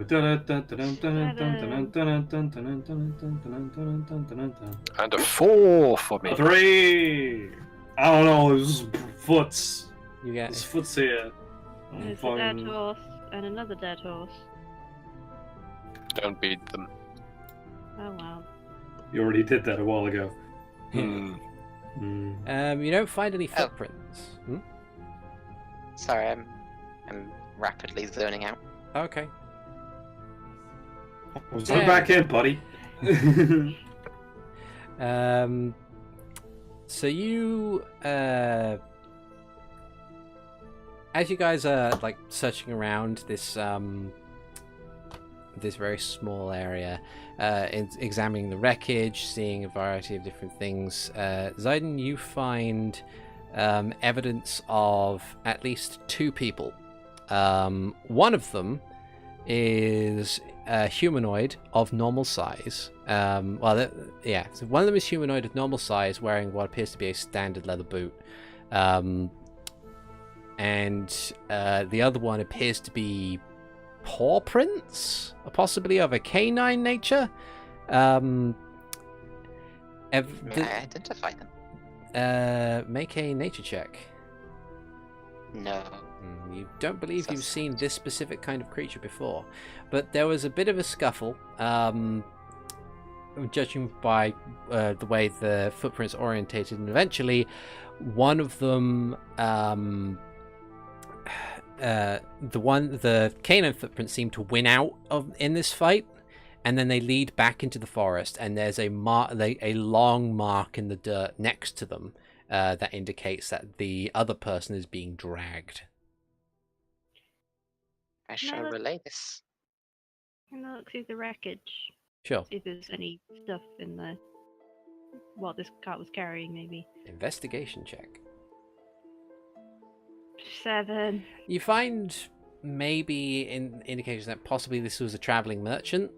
Why they were out here is a question, but if I may assist, sure. Investigation is one of the 3 things that I made sure to do. But let's see. Like, I say this, but we all know how Roll20 works. Yeah. Hey! 23. Yeah, it definitely appears to be a traveling merchant of some kind, specializing in. It's kind of like a snake oil salesman. But Got a lot of bottles. yeah, it's either a snake oil salesman in regards to the more or less in the sense of miracle cures that wouldn't really indicate to work, but the orientation of them also potentially points to some kind of amateur monster slayer, because they're like ward against this thing, ward against that thing, sword sharpening oil, that sort of stuff, which is just regular standard oil. I was about to say. Witcher? We found someone who likes to fancy themselves as one. Yeah. and is about as adept at monster hunting as Sebastian is. It's like, Well, is that audio in the background? No. No. Whatever it is, I can't hear it. I can't hear No? anything. I I think can't it must have been just a part of the music. It was just like I thought I heard like it sounded like Native American chanting or something. like in the distance. I don't know. No, that's probably. I hope it's not all like inside. in the distance. That's just the haunting we sent you. Don't worry about it. Yeah. What? It is Okay. it is kind of Halloween after all. Yeah. Cheers. I have a haunting. Hey, well, never mind. Okay, so cycle salesman, but the same amateur. So one would assume he's doing the whole like I'm gonna go kill stuff and then put it in things to make elixirs. Yeah. That Or- probably or- don't work. The peril of a Or solo. he was level. looking. He was looking for something like less dangerous, and something actually dangerous found him, and he's like, "Oh shit." Yeah. And footprints that like, well, obviously not human and not horse. Are they like bestial or are they just bigger human footprints? It's a canine. Canine. Okay. Do we help? If you wanna. From the drag marks, does he look like? Does it look like he was fighting to get away, or does it look like unconscious or dead? Yeah. Was he like dead and dragged, or was it like Going off of your previous investigation and survival checks, there's no indication of blood, so it means that he could potentially be unconscious as opposed to dead. There are no missing body parts. He might still be alive. We should follow the tracks for a bit. How old are the tracks actually? Going from previous survival, they look practically fresh. Maybe an hour and a half old at best. Well, I guess they're also like not turning back, so it's kind of still going the right way. yeah, we should definitely follow the tracks for a while. All right. Right then. Okay. Saddle up. Cool. Okay. I turn my weapon into a hand crossbow. Okay. You're done my stuff. Okay. How fast do horses walk? Faster than people. Yeah. What is the speed of an unladen swallow? An American or an African? I just looked up speed 60 feet. Damn it. Alright, You can't outrun was- the horse. I wasn't Yeah. going to outrun it, I was going to walk next to it since, dismounting's kind of a thing. Yeah, but if we get like nearby whatever it is, we can dismount and try and sneak up. So I assume none of us are brain dead enough to understand that there are spiderwebs everywhere. Yeah. I don't know what as to- you- Oh, right. As you progress through the forest, you can see that there's a lot of spiders' webs as you Big move in. spiderwebs. Big spiders' webs. Hikan shudders, remembering the first spider battle. Ziden's probably got an absolute throbber going right now. The propensity of being able to talk to more spiders. Whoa. Oh dear. But yeah, as you progress onwards into the forest, I'd like everybody to make a perception check, please. I'm not having a good day with my 16. Hikan with peerless vision, Sho with blindness apparently. Less Got web in your vision. face. Yeah.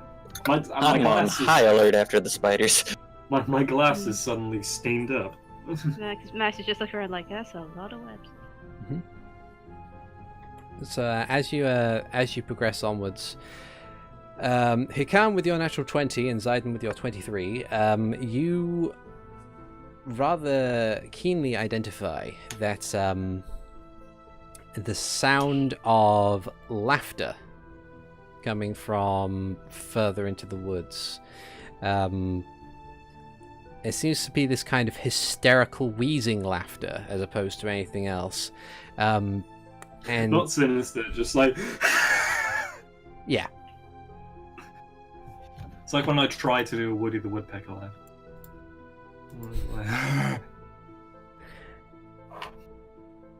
Well, that's fucking ominous.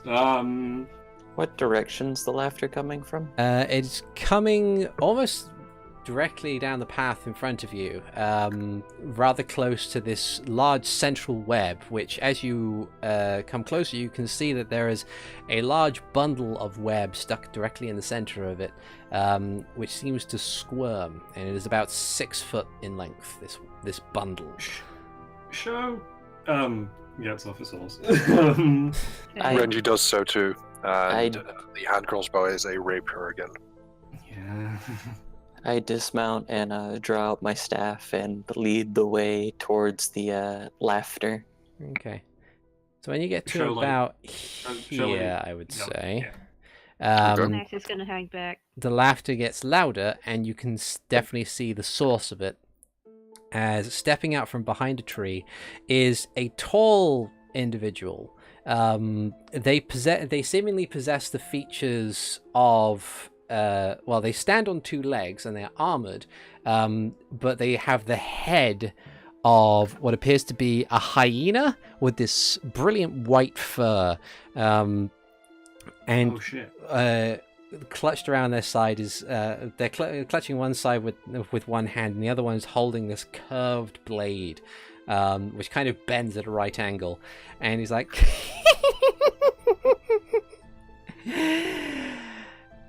oh, it's more visitors. Oh, the day just gets better and better. Hello. Hi. Oh, okay. Religion Well, checks if you want to identify what this thing is. Yeah. Alright then. Like That's a this- 5. This sucks. Shift. God damn. 17. 22. 22. 22's in your shoes. The 22's return. Yeah. This thing appears to be a fiend of some kind, known as a Guraya. Yeah, I was about to think. They're typically Fucking tricksy these things. bastards, and their favorite weapons are bladed boomerangs. Sho tapers his horse and like to a tree, looking up and making sure that there's no spiders in said tree, like sculptures, giant sculptures. Make another perception check. Do. 6. No spiders. Don't seem to see any spiders. Sho is not going to taper it to the tree, because that's where he's like, I don't trust. If I couldn't see anything, I still don't. And is going to basically. This looks like a rock on the floor. Yeah.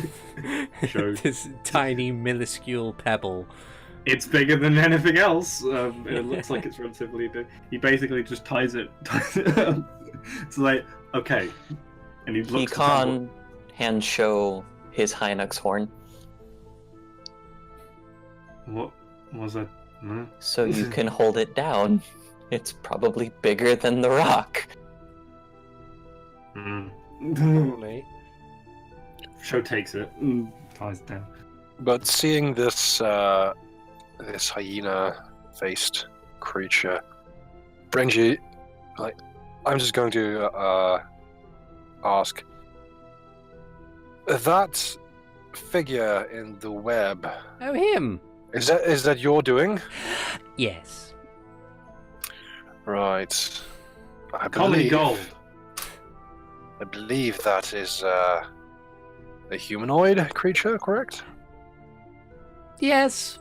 Yes, it is. In fact, it's a very interesting creature, actually. I saw him situating himself around the edge of this forest here. He was looking for something that might, kill things like me and the things that put him in that web. Because see, times are changing. Times are changing rather rapidly. Have you noticed at all how dangerous Hyrule Field has gotten recently? We've noticed a few things. It We've just seems like more killed a scum few like you have things. turned up. Ooh, scum. Ooh, I think I've heard that 23 times in my time on the material plane. I'll Can I consider attempt- it your last. Can I attempt to sneak around behind this tree? Make a stealth check. I too am 23. attempting the sneak. Okay. Sho is facing A this 16. thing down and is going to keep baiting it. It's just like, you're kind of simple, torturing humans for petty kicks. There's good for me. Yes, well, you have to have some fun in this chaos. Oh, there was always chaos. And then You should order pick had up to a come hobby. along. Crocheting might suit you. Oh, you're funny. You're really funny. Perhaps I'll keep you alive. Maybe not. Ziden's gonna stealth as well. Okay. Yeah, I believe we are going to take this human or humanoid person with You two us are being to very safety. distracting.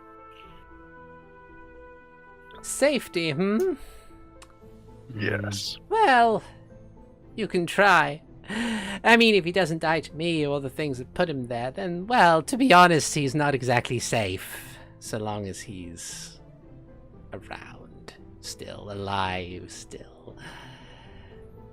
But if you're willing to try, then by all means try. And with that, I'd like everybody to roll initiative, please. All right. Okey-dokey. Oh boy. Only a 6. My D10. 14.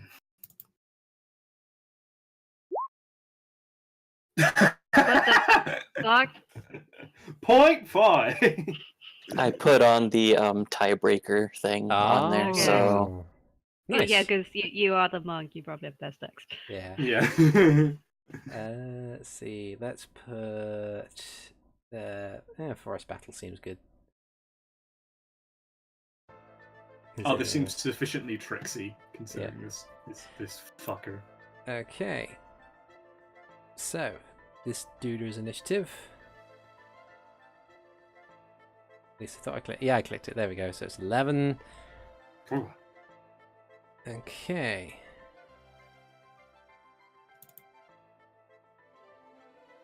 Alrighty then. I'll deal with stuff like that if they trigger. So, descending order. Be So who's going first out of Sho and Ziden? Ziden. Dad, what's your dex? 4. Yeah, you go first. Okay, so Hikan. I'm gonna run up to him, Okay, and then I'm gonna do my basic combo of 1 stick and then 2 punch whacks because of flurry of blows. okay. Love the terminology here. 24 for 11. Sticks 11 and punch damage, whacks. nice. 23 for 9 more. Then pristine punch whacks. 20. Okay, And 25 for Woo! 8 more. nice. Woo! And then with One my off full net. drunken technique, I am going to take that extra 10 feet of movement that I have and move backwards to here with my free disengage. Okay, sweet.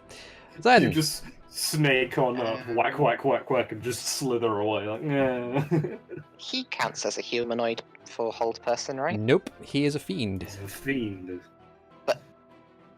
So he's not a humanoid that can be held by hold person. He's not. No. He's not a human. It's a creature type that is humanoid. And while he has a humanoid shape, he's a fiend. Yeah. And sadly, D&D does not directly map to any biological standards. Yeah. It's weird. Okay. It's not human. It's a fiend that has a that is bipedal. Yeah. That's it. Yeah. Humanoids, elves, humans, dwarves, gnomes, etc. Fiends can have 2 legs and 2 arms. Aren't humanoid. Yeah. I guess I shall use my bonus action to put Shillelagh on my staff, and then I'm gonna shoot him with a bow. Okay. Will this be with advantage because I'm stealthed? I'd say yes. 20 for 5. Okay, so you deal 5 damage as the arrow sinks into his shoulder. Just need to keep an eye on where people are standing. Okay. Would I be able to use my move to hide again? No, actively hiding is an I think action. that's a full action. Dang. Yeah. Rightio. My turn. Mm-hmm. Sho activates the blade song. Yep. So he's got his extra AC and 10 extra feet of movement. Question: Yes. how raised up is this? It's about 4 feet off the ground. Okay, so I can't run through it. Well, I guess then. Yep. That's gonna be my best bet.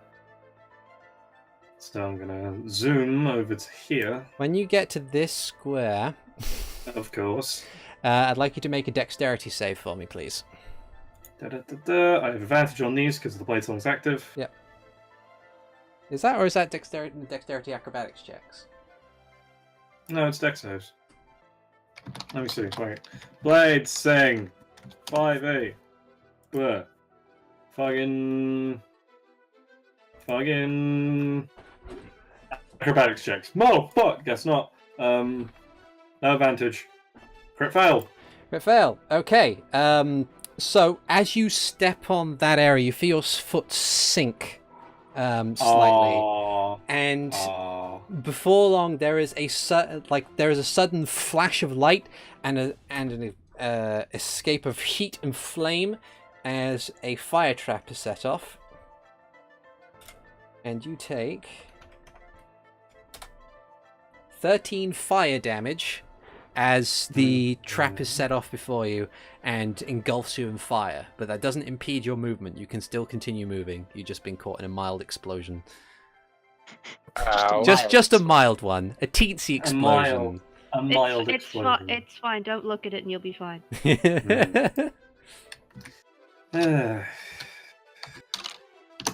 Huzzah. That's half my health gone. Didn't even get to do anything. Neat. Do I set any more death traps off?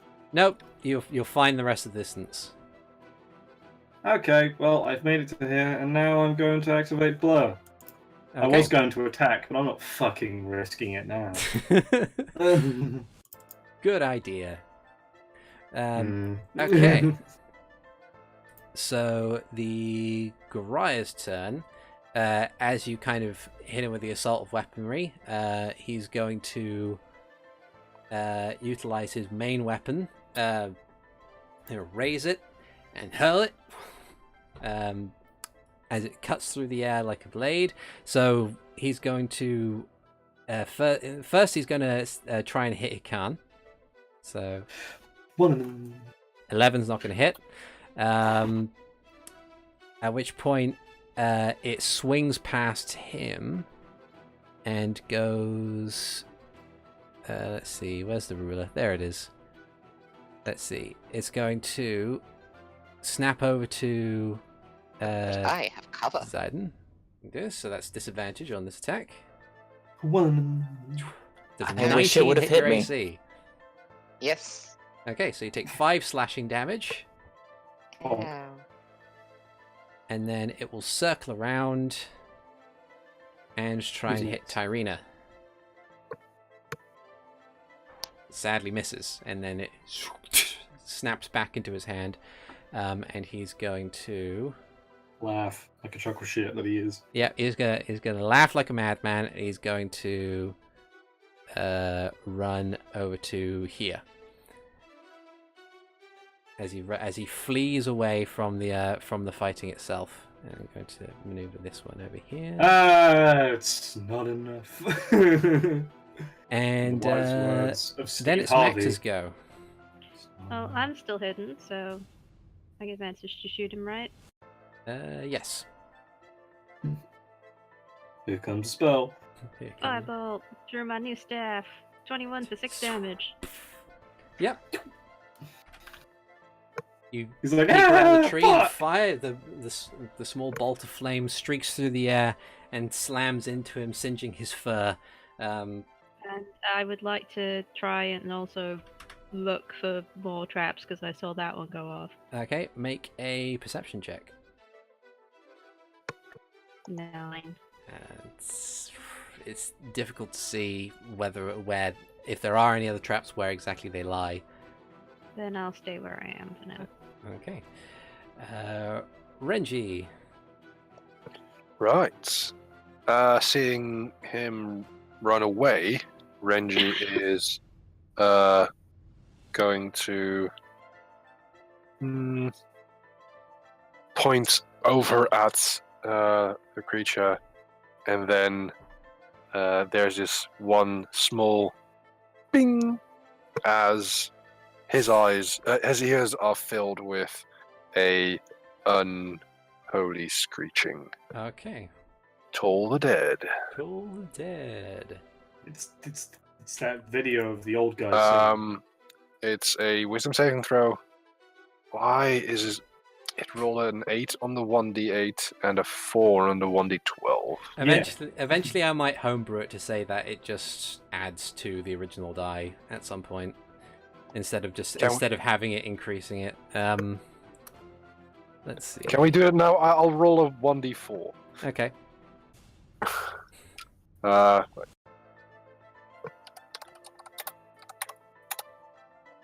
So that would be 8. Okay. 8 plus 2 is 10. 8 plus 2 is 10. Math. Okay. Quick maths.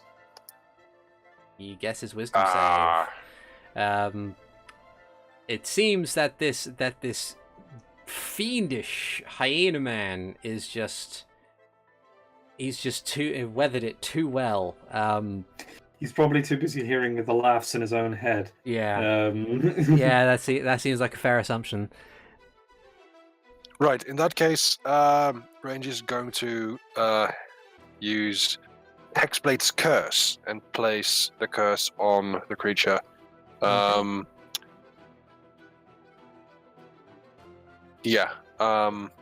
Doesn't work for this, but he's now marked for a minute.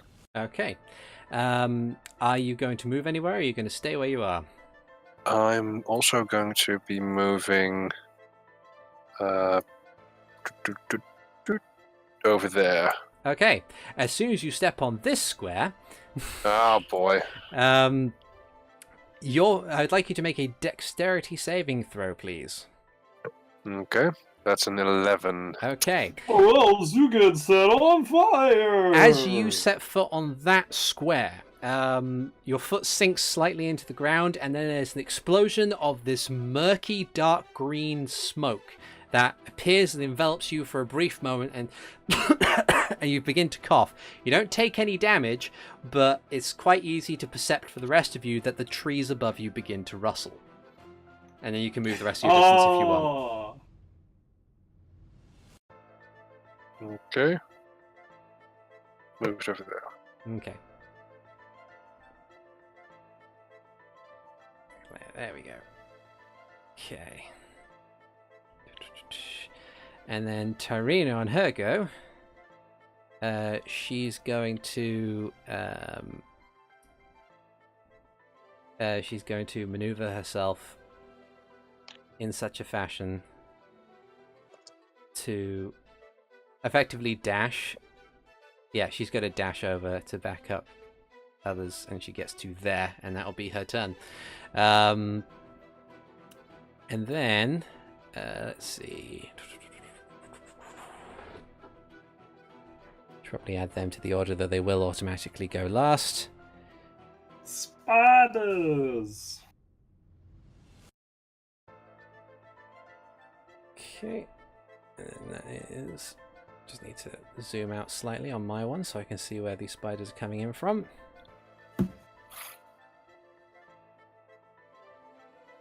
Layer... There we go. As they begin to clamber down the trees. You can see them leaving the branches above, the much bigger ones as well, just kind of digging into the side of the trees or sliding down from their webs. They've only just entered combat for the moment, but they won't. So they won't act just yet. But they are now there and present and clicking and ticking menacingly, as spiders are wont to do, or sculptulars in this case. Back to Hikan at the top of the round. Alright, so... Alright, would Hikan be smart enough to notice the path that he took was a bit awkward? Make an insight check. If I can actually click the sheet.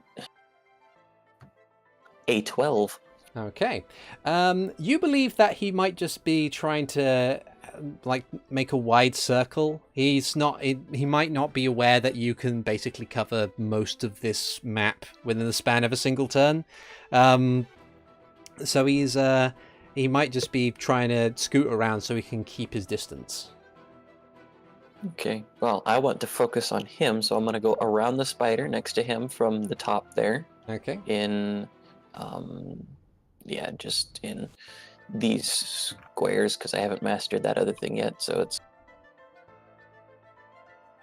Okay. And then second verse, same as the first. Okay. The combo. 15?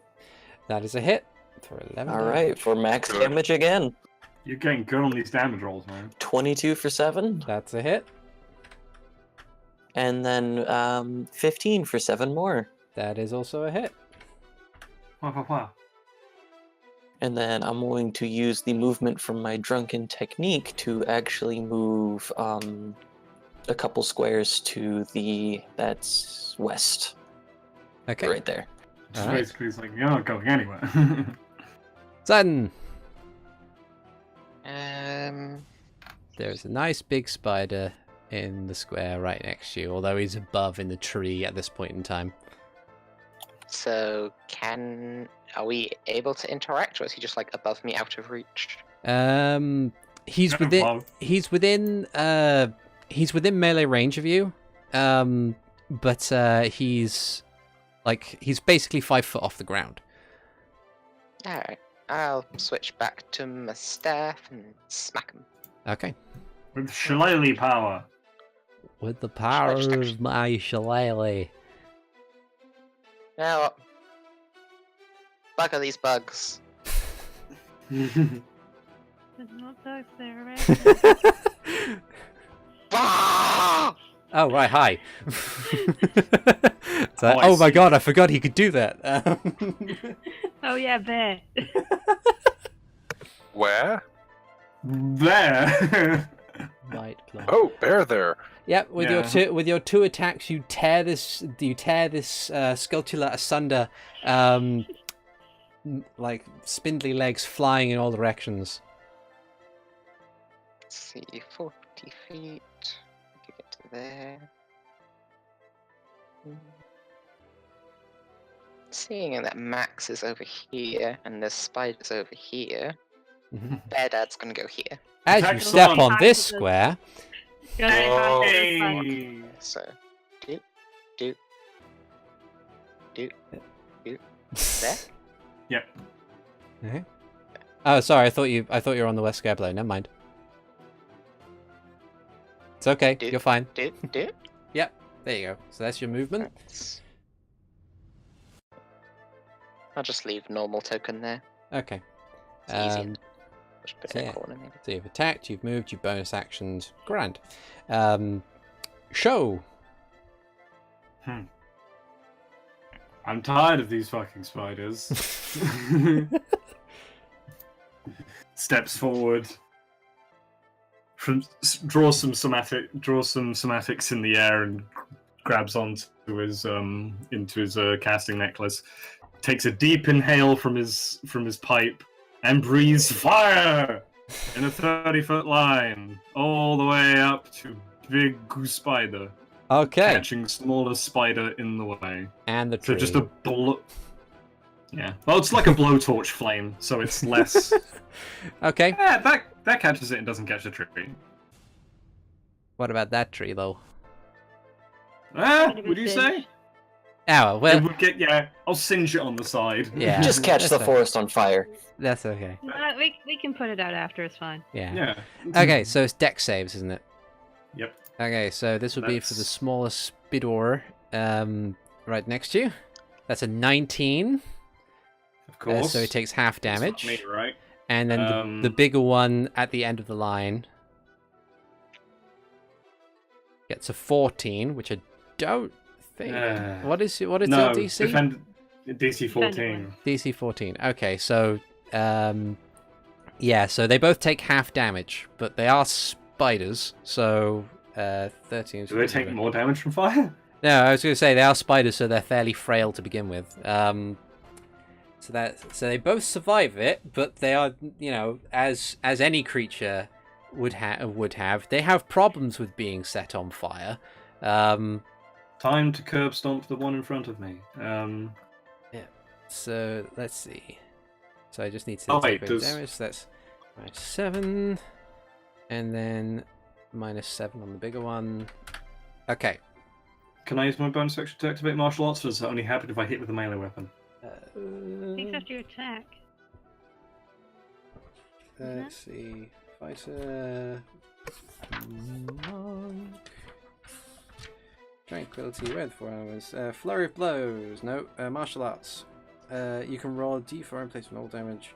When you use an attack action with an unarmed strike or monk weapon on your turn, you can make one unarmed strike as a bonus action. Yeah, breathing fire isn't a monk weapon, so.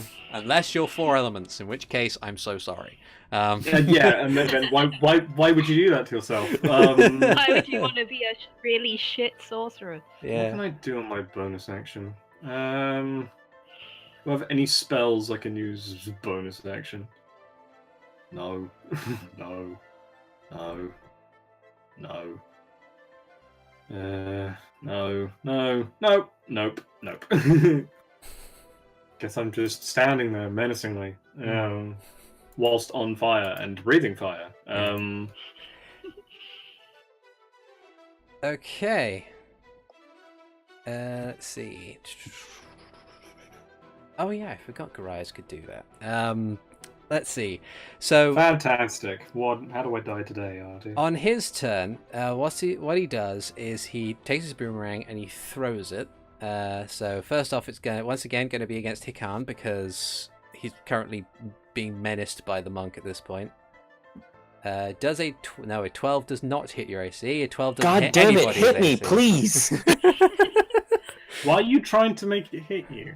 I can deflect- catch it! It's a Deflect missile. projectile. I was like, why do you? Oh yeah. And then I could just hold on to it, and he can't get it back. Like, fuck your It's boomerang. mine now. It'll swing around and attempt to hit the bear.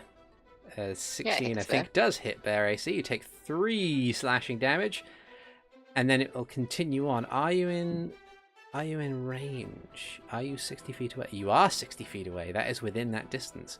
Who? Max. So it's Mhm. going to attempt to hit Max. Does a 15 hit your AC? No. No. Okay, so it misses. But it's, Whizzes over my head. yeah, whizzes over your head, and as it whizzes over your head, it hovers in place for a moment, and then the Goriah in front of you, Hikan, disappears and reappears. Oh, shit. Just over here. Ah. Oh, hello. Okay. Cue the snickering. Dr. Insane laugh. Max, your turn. Max is gonna hear the rush of, I guess, magic behind him. Turn around Taser! And bite his staff. Oh. Oh shit! I know. shit. And give him the. You really shouldn't have done that. Look. You done shouldn't have did it. You really shouldn't have done that. 16 damage on a DC 15 deck. As a huge cone of lightning blasts out of Max's face with his lightning rod. Yeah, Good. and with a 6 on his dexterity saving throw, how would you like to fry this fiend? Yeah. It basically does actually say you really shouldn't have done that. And he's Bites laughing. He's the like, staff. "Ah, The magic does that twirly thing you said it did Mhm. in Hyrule Shop, where Yeah. it all just swirls around into his mouth, pulls the staff out, sparks spill everywhere, and just really animalistic roar as the lightning just spills all over the sky. If anyone here's Nice. heard a dragon before, it sounds like one. Yeah. Sounds like that. Oh yeah, as the light. And then Matt's gonna snatch up the boomerang. You now have a boomerang. A boomerang. Yeah. Fucking Gorez. Renji. Right. I was going to help Max, but I got this. No worries. yeah, seeing that just burst of lightning, I am going to turn and see. Well, Sho is busy. I am Serena's occupied. busy. Occupied. Yeah, Occuspider. I'm just going to move towards the other spider over here, Okay. and I'm going to I think I'm going to do a stab with my rapier, Okay. and that's a 20 for for 8 damage. 20 for 8 damage. Oh. Okay. Hold on. I was going to say you whispered it to the camera there. Right. Well, at least the camera can see it. I'm sorry. That's I okay. put it I can see the output camera. and self. That's okay. So that is 20 for 8. So that is a hit for 8 damage. Nice work. Yeah. Okay. Is that everything on your turn?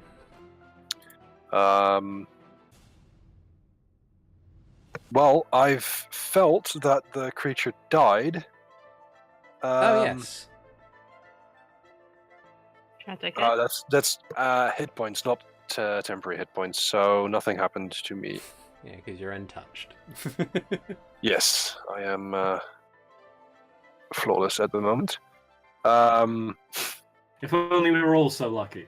Yes, indeed. I don't know Well, what you're talking about. I'm pretty we- lucky. We can't be so lucky. We can't all be so lucky. Yeah, that's that. Okay. I'm still alright. I don't know what you're talking about. Yeah, we're all fine. Shut up. On Tyreena's go, she's going to wind up the axe and attempt to bring it down upon this giant skeleton that is creeping down Here's the the tree, wind up. and misses. Catches the tree instead, and Cuts the tree down. only just manages to wrench the axe out of the wood to prepare for the spider's attempt on their lives. Okay, so the giant spiders goes. Scartula. Giant Scartula. Okay, so the first one, the one attacking you, Renji, is going to reposition itself and attempt to web you as it spews this sticky substance against you. But sadly, unfortunately, it only gets a 10, so it Pot is fly goes wide. is unable to web you to the floor. The other one is going to do away with such things and is going to attempt to bite at your dear paladin friend. Good boy. Getting a 19, which I do believe hits her AC. So she no. takes 8 piercing damage. and needs to make a Constitution saving throw in order to avoid the additional poison damage that comes with it. And getting a 5, taking a further 11 poison damage as the spider's venom enters into her system. And there we go. Then it's the regular spiders goes, or regular Skulltulas goes. The one attacking the bear is going to attempt to bite the bear. Scree. Getting a critical fail and missing entirely. And the other one is going to attempt. Bear just turns and growls. It's like no lights. The other one is going to attempt to bite against Sho. Getting a 19 versus AC. Yeah, it does. Fuck me. Oh wait, no, it's I was gonna say it's disadvantage because you're blurring. But wait, hold on, that is a roll. Yeah. Sorry. So you take 4 piercing damage and I'd like you to make a Constitution saving throw.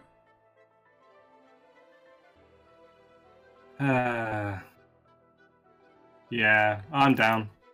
I'm conscious. Ah, dang. Let's see. Target 0 point. Target is stable but poisoned for 1 hour, even after regaining hit points. Okay. So I'll tag you with a small poison thing, so know that you are poisoned. Okay. And then after there goes, that spider's then going to scuttle down here and is going to maneuver its way over to here, and then it's Hikan's go. Okay, gotta measure distances.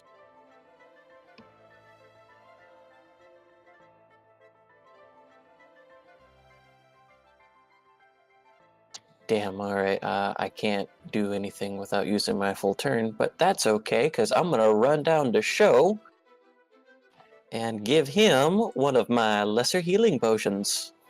Okay. That'd be great if it weren't for the fact that I'm paralyzed. No, you're only poisoned. At least you're not... Is he considered stable still, or on that? The poison damage reduces the target to 0. The target is stable, but poison for now. Even after regaining hit points, I'm still paralyzed. You're not You're poisoned. That's a different thing. Yeah. The poison condition is... Disadvantage on all your stuff, I think? Poisoned. A poisoned creature has disadvantage on attack rolls and ability checks. That's it. So you're wounded.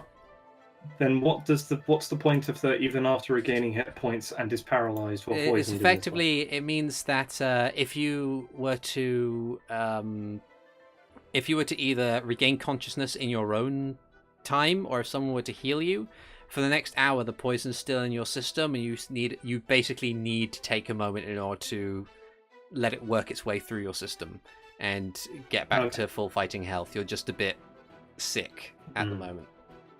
Okay. So do you want to roll it, or do you want me to? Well, go ahead. It's yours. You're feeding it to me, essentially.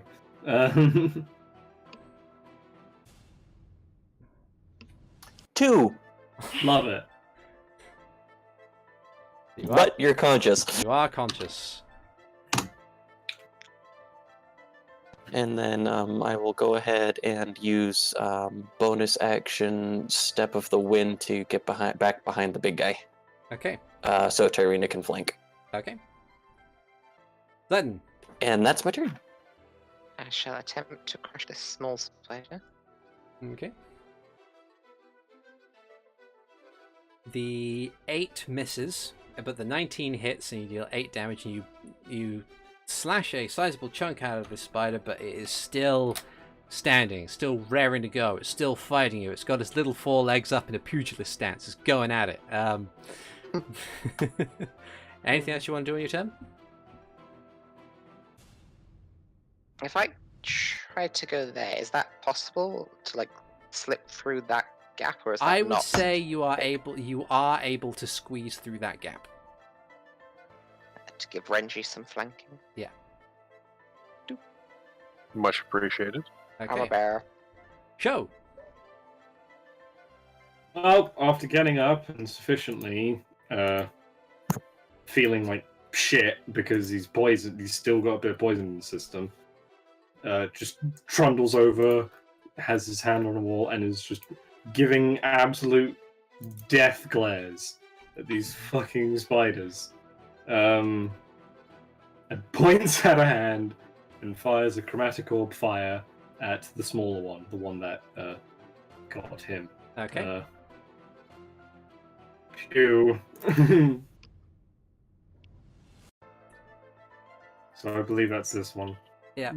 Okay, so because of your poisoned condition, it is disadvantage. Sadly, 11 is just not enough to hit this thing. You do manage to singe its, like, the hairs on the back of its thorax. Yeah, but it doesn't do damage, so it doesn't matter. It whizzes off and smacks into some nearby shrubbery. Okay, the Goriah is dead. Max. Okay. Gonna.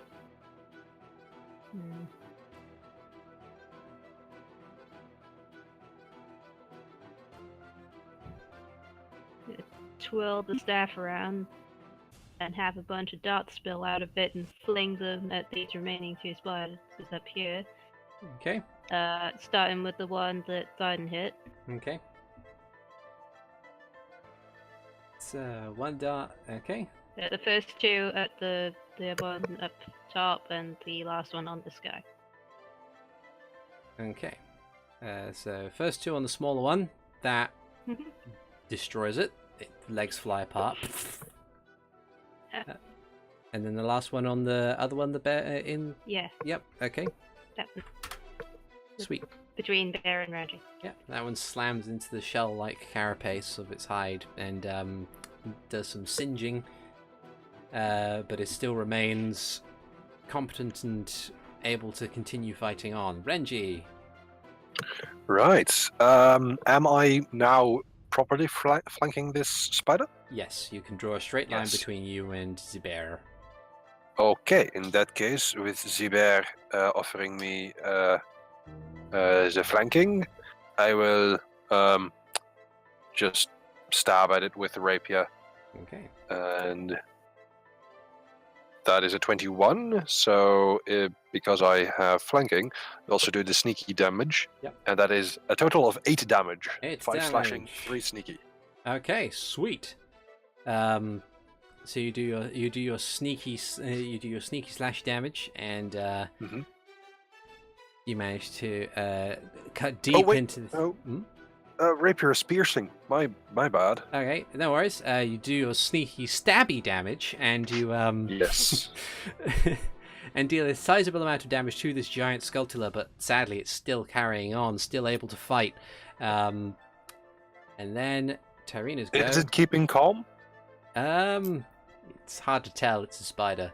Fair enough. They don't exactly have the greatest tails. Yeah. Okay, so Tyreena's go. She's going to continue focusing on the bigger thing, and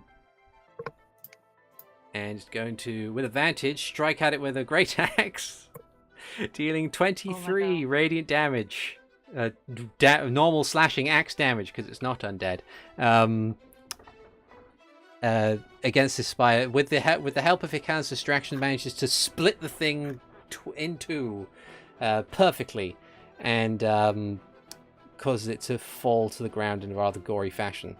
And then on her turn, she's going to maneuver over here, and that'll be it for her turn. All right. One remaining giant Skulltula is going to... I think it's going to focus more on the guy that stepped into that cloud that summoned them, as well as just stabbed it. So it's going The thing to... that smells like food. Yep. Instead of webbing it, because it can't web anymore, it's going to bite at the small man. 13 doesn't hit your AC, does it? Renji. A Netherlad. 13 does not hit. My Okay. apologies. Okay. My armor class is 18 with my shield. Okay. So that's it for that one's turn. And then it's the regular Skulltula's go. and it's going to attempt to bite at Tyrina.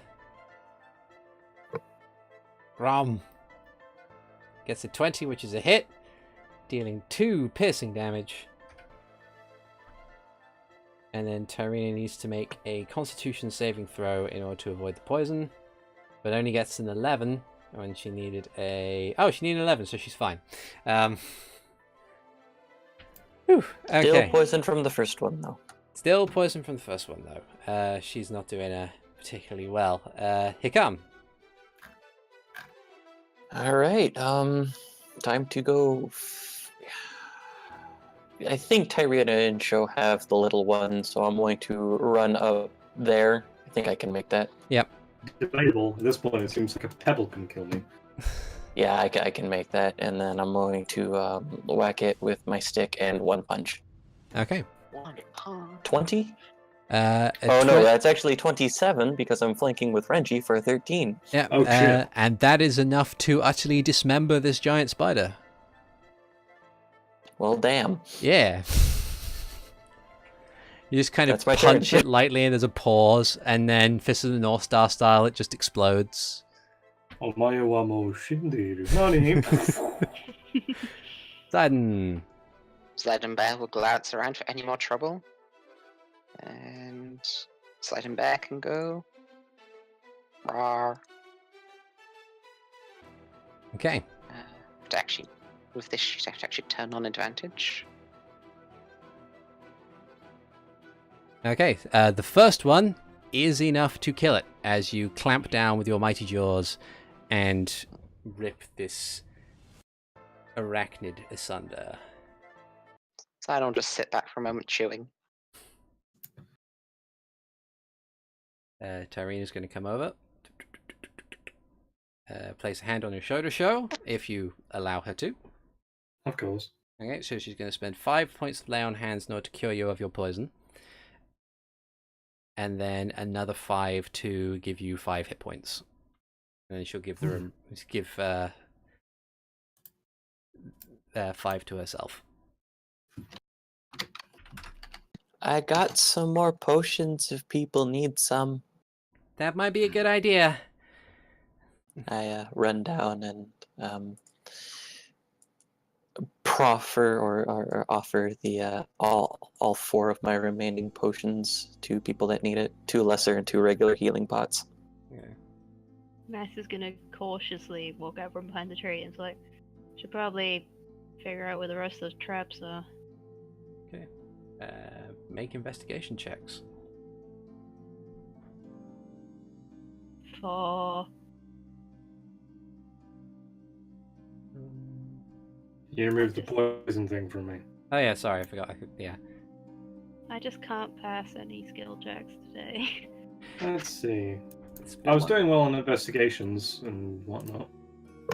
Hey, Yeah, it's just not fighting today. It's not a fighting day. It's not a fighting day. It's an everything else day. These the 4 squares that lie here is the last remaining trap, and it's another spider food thing. Would that summon more spiders, or would that just do nothing at this point? Let's not find out. That's gonna step around that, and with the bladed boomerang, gonna start cutting bits of this web down. Joe's doing the same on this side. Ziden will cut down this side with his bare hands. Okay. It's a 6 more for Sho. Thanks. And with the web now lowered, Renji is going to cut part of it so that one can walk towards the person that is in the middle. Okay. Tyrina thanks you for your charity, Hikan.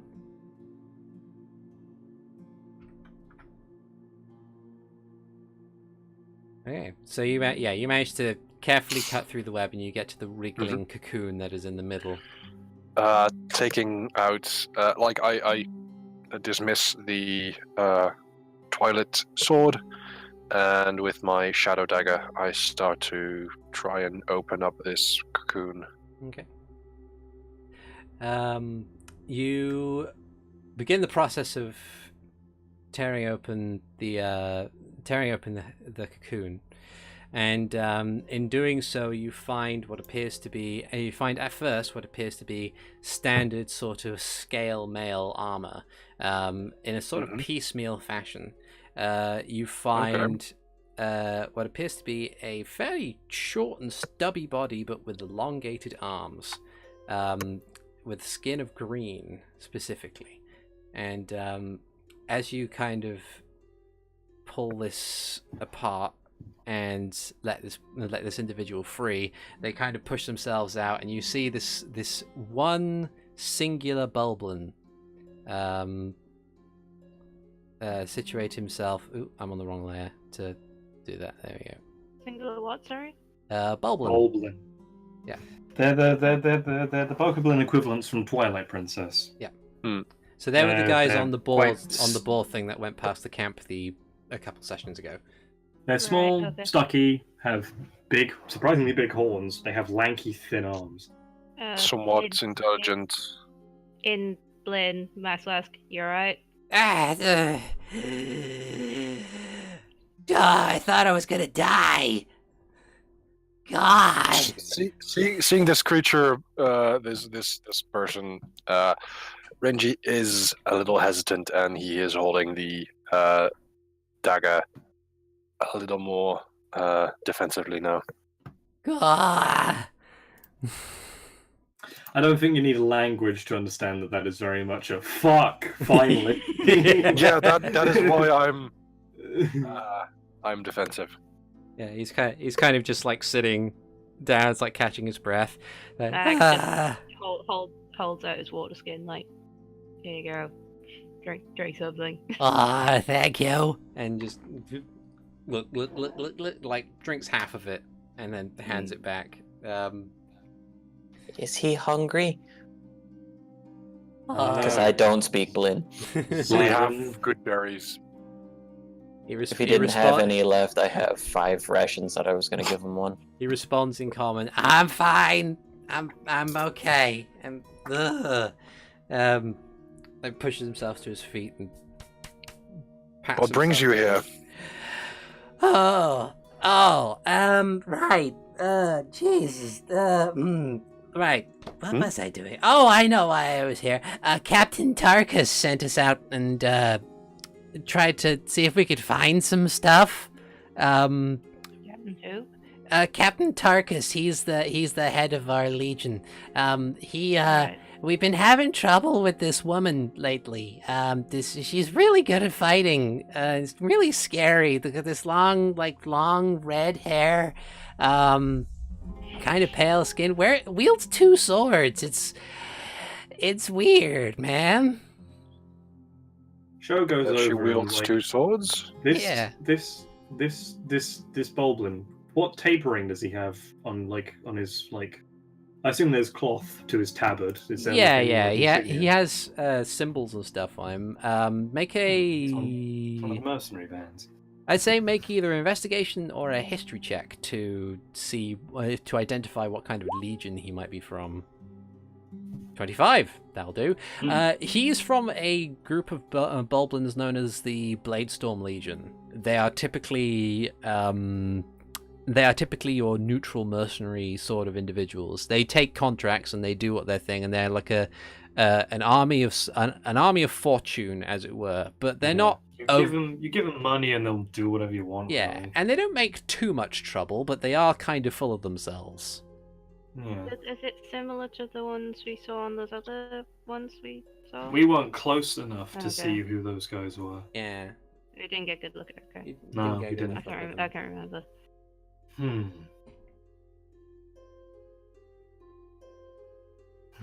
don't know anyone who uses 2 swords. I mean, I haven't heard sometimes- anything like he that. sometimes uses a sword and a knife, pointing at Renji, but he's never had a. To give the Blaze. Nor am I.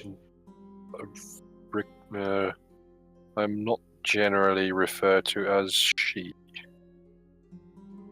Also that. To give the Bladestorm Legion trouble is kind of something.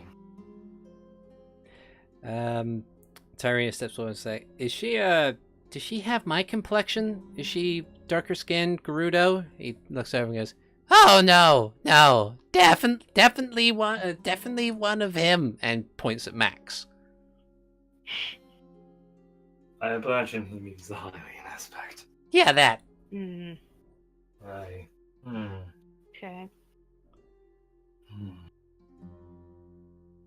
I know it's And kind of a then- serious topic, but I'm just imagining Ziden sitting on his haunches, chewing still as a bear.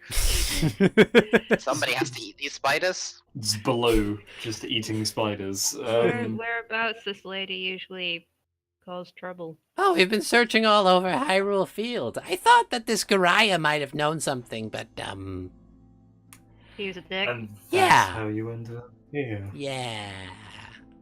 Don't worry, he's been dealt with. Oh, good, thank you. I have his boomerang. It's mine now. Yeah. Keep it. You can keep it. I'm more of a club person. Listen, I've got to get back to my cart and see if anything is still there, and then report back to Tarkus and see if I can find something up. But, thank you for... Oh, a cart, you say? Yeah. Some stuff still on it. There's some stuff, yeah. Aw. There's wood, and a broken wheel, And and some dead horses. Aw, man. They Yeah, you might have took to you for get what some you new wanted. Okay. Well, I guess I'll go and take care of that then. Again, thank you. Thank you for helping me. I need to go and, I need to go and report back. Alright, Have a good Good day. luck with that. you do. And he, Wait, hmm? did we catch your name? Oh, Wormwood. Wormwood is my name. My parents weren't exactly big fans of the fighty type names, I guess. That is quite a name. Yeah. Oh, do hope you return safely. Thank you very much, and I hope that your endeavors go well, especially for individuals who could do this, and he kind of gestures to the whole place. Says, The dead spiders, the lightning marks, the burn marks. The bear just sort The of chilling. bear. The bear. take care now, and he just totters off. Oh, Time to see if the horses are okay. Yeah. Okay. I actually follow him because he's walking towards the horses. Okay. Did our horses scare? You get there and you find that the horses they did scare a little, but they didn't go far. They kind of just moved away from the area of combat until it was deemed safe, and then just kind of sat and waited. sorry for making scary noises, Bethany. Yeah. I find and To be pocket my honest, horn. you probably did the most, considering you Yeah. just like breathed a lightning storm, And made dragon thunderclaps and all. And with that, Thunderclaps and dragons. I think what we'll do is we'll end the session there and arrive at Artermark next session. So in the meantime, thank you everyone for joining us. This has been ArticulateT, the GM. With me I have had Sho Daius, being played by SteveTheSeregios. Dead again. Yeah, I'm sorry, man. It was really not a day for rolls. Nah, it's fine. I got a bunch of good rolls, like for all the RP and investigation stuff, so equals it out. Doesn't matter. Yeah. I have had Renji Vox being played by TheNetherlad. Thank you. I've had Hikan Sio being played by Alvarance. See you in a couple weeks. I've had Ziden Shari being played by Robopart. And I've had Max being played by Keastreth. Holvar. And I'll see you guys around. Bye! Bye-bye.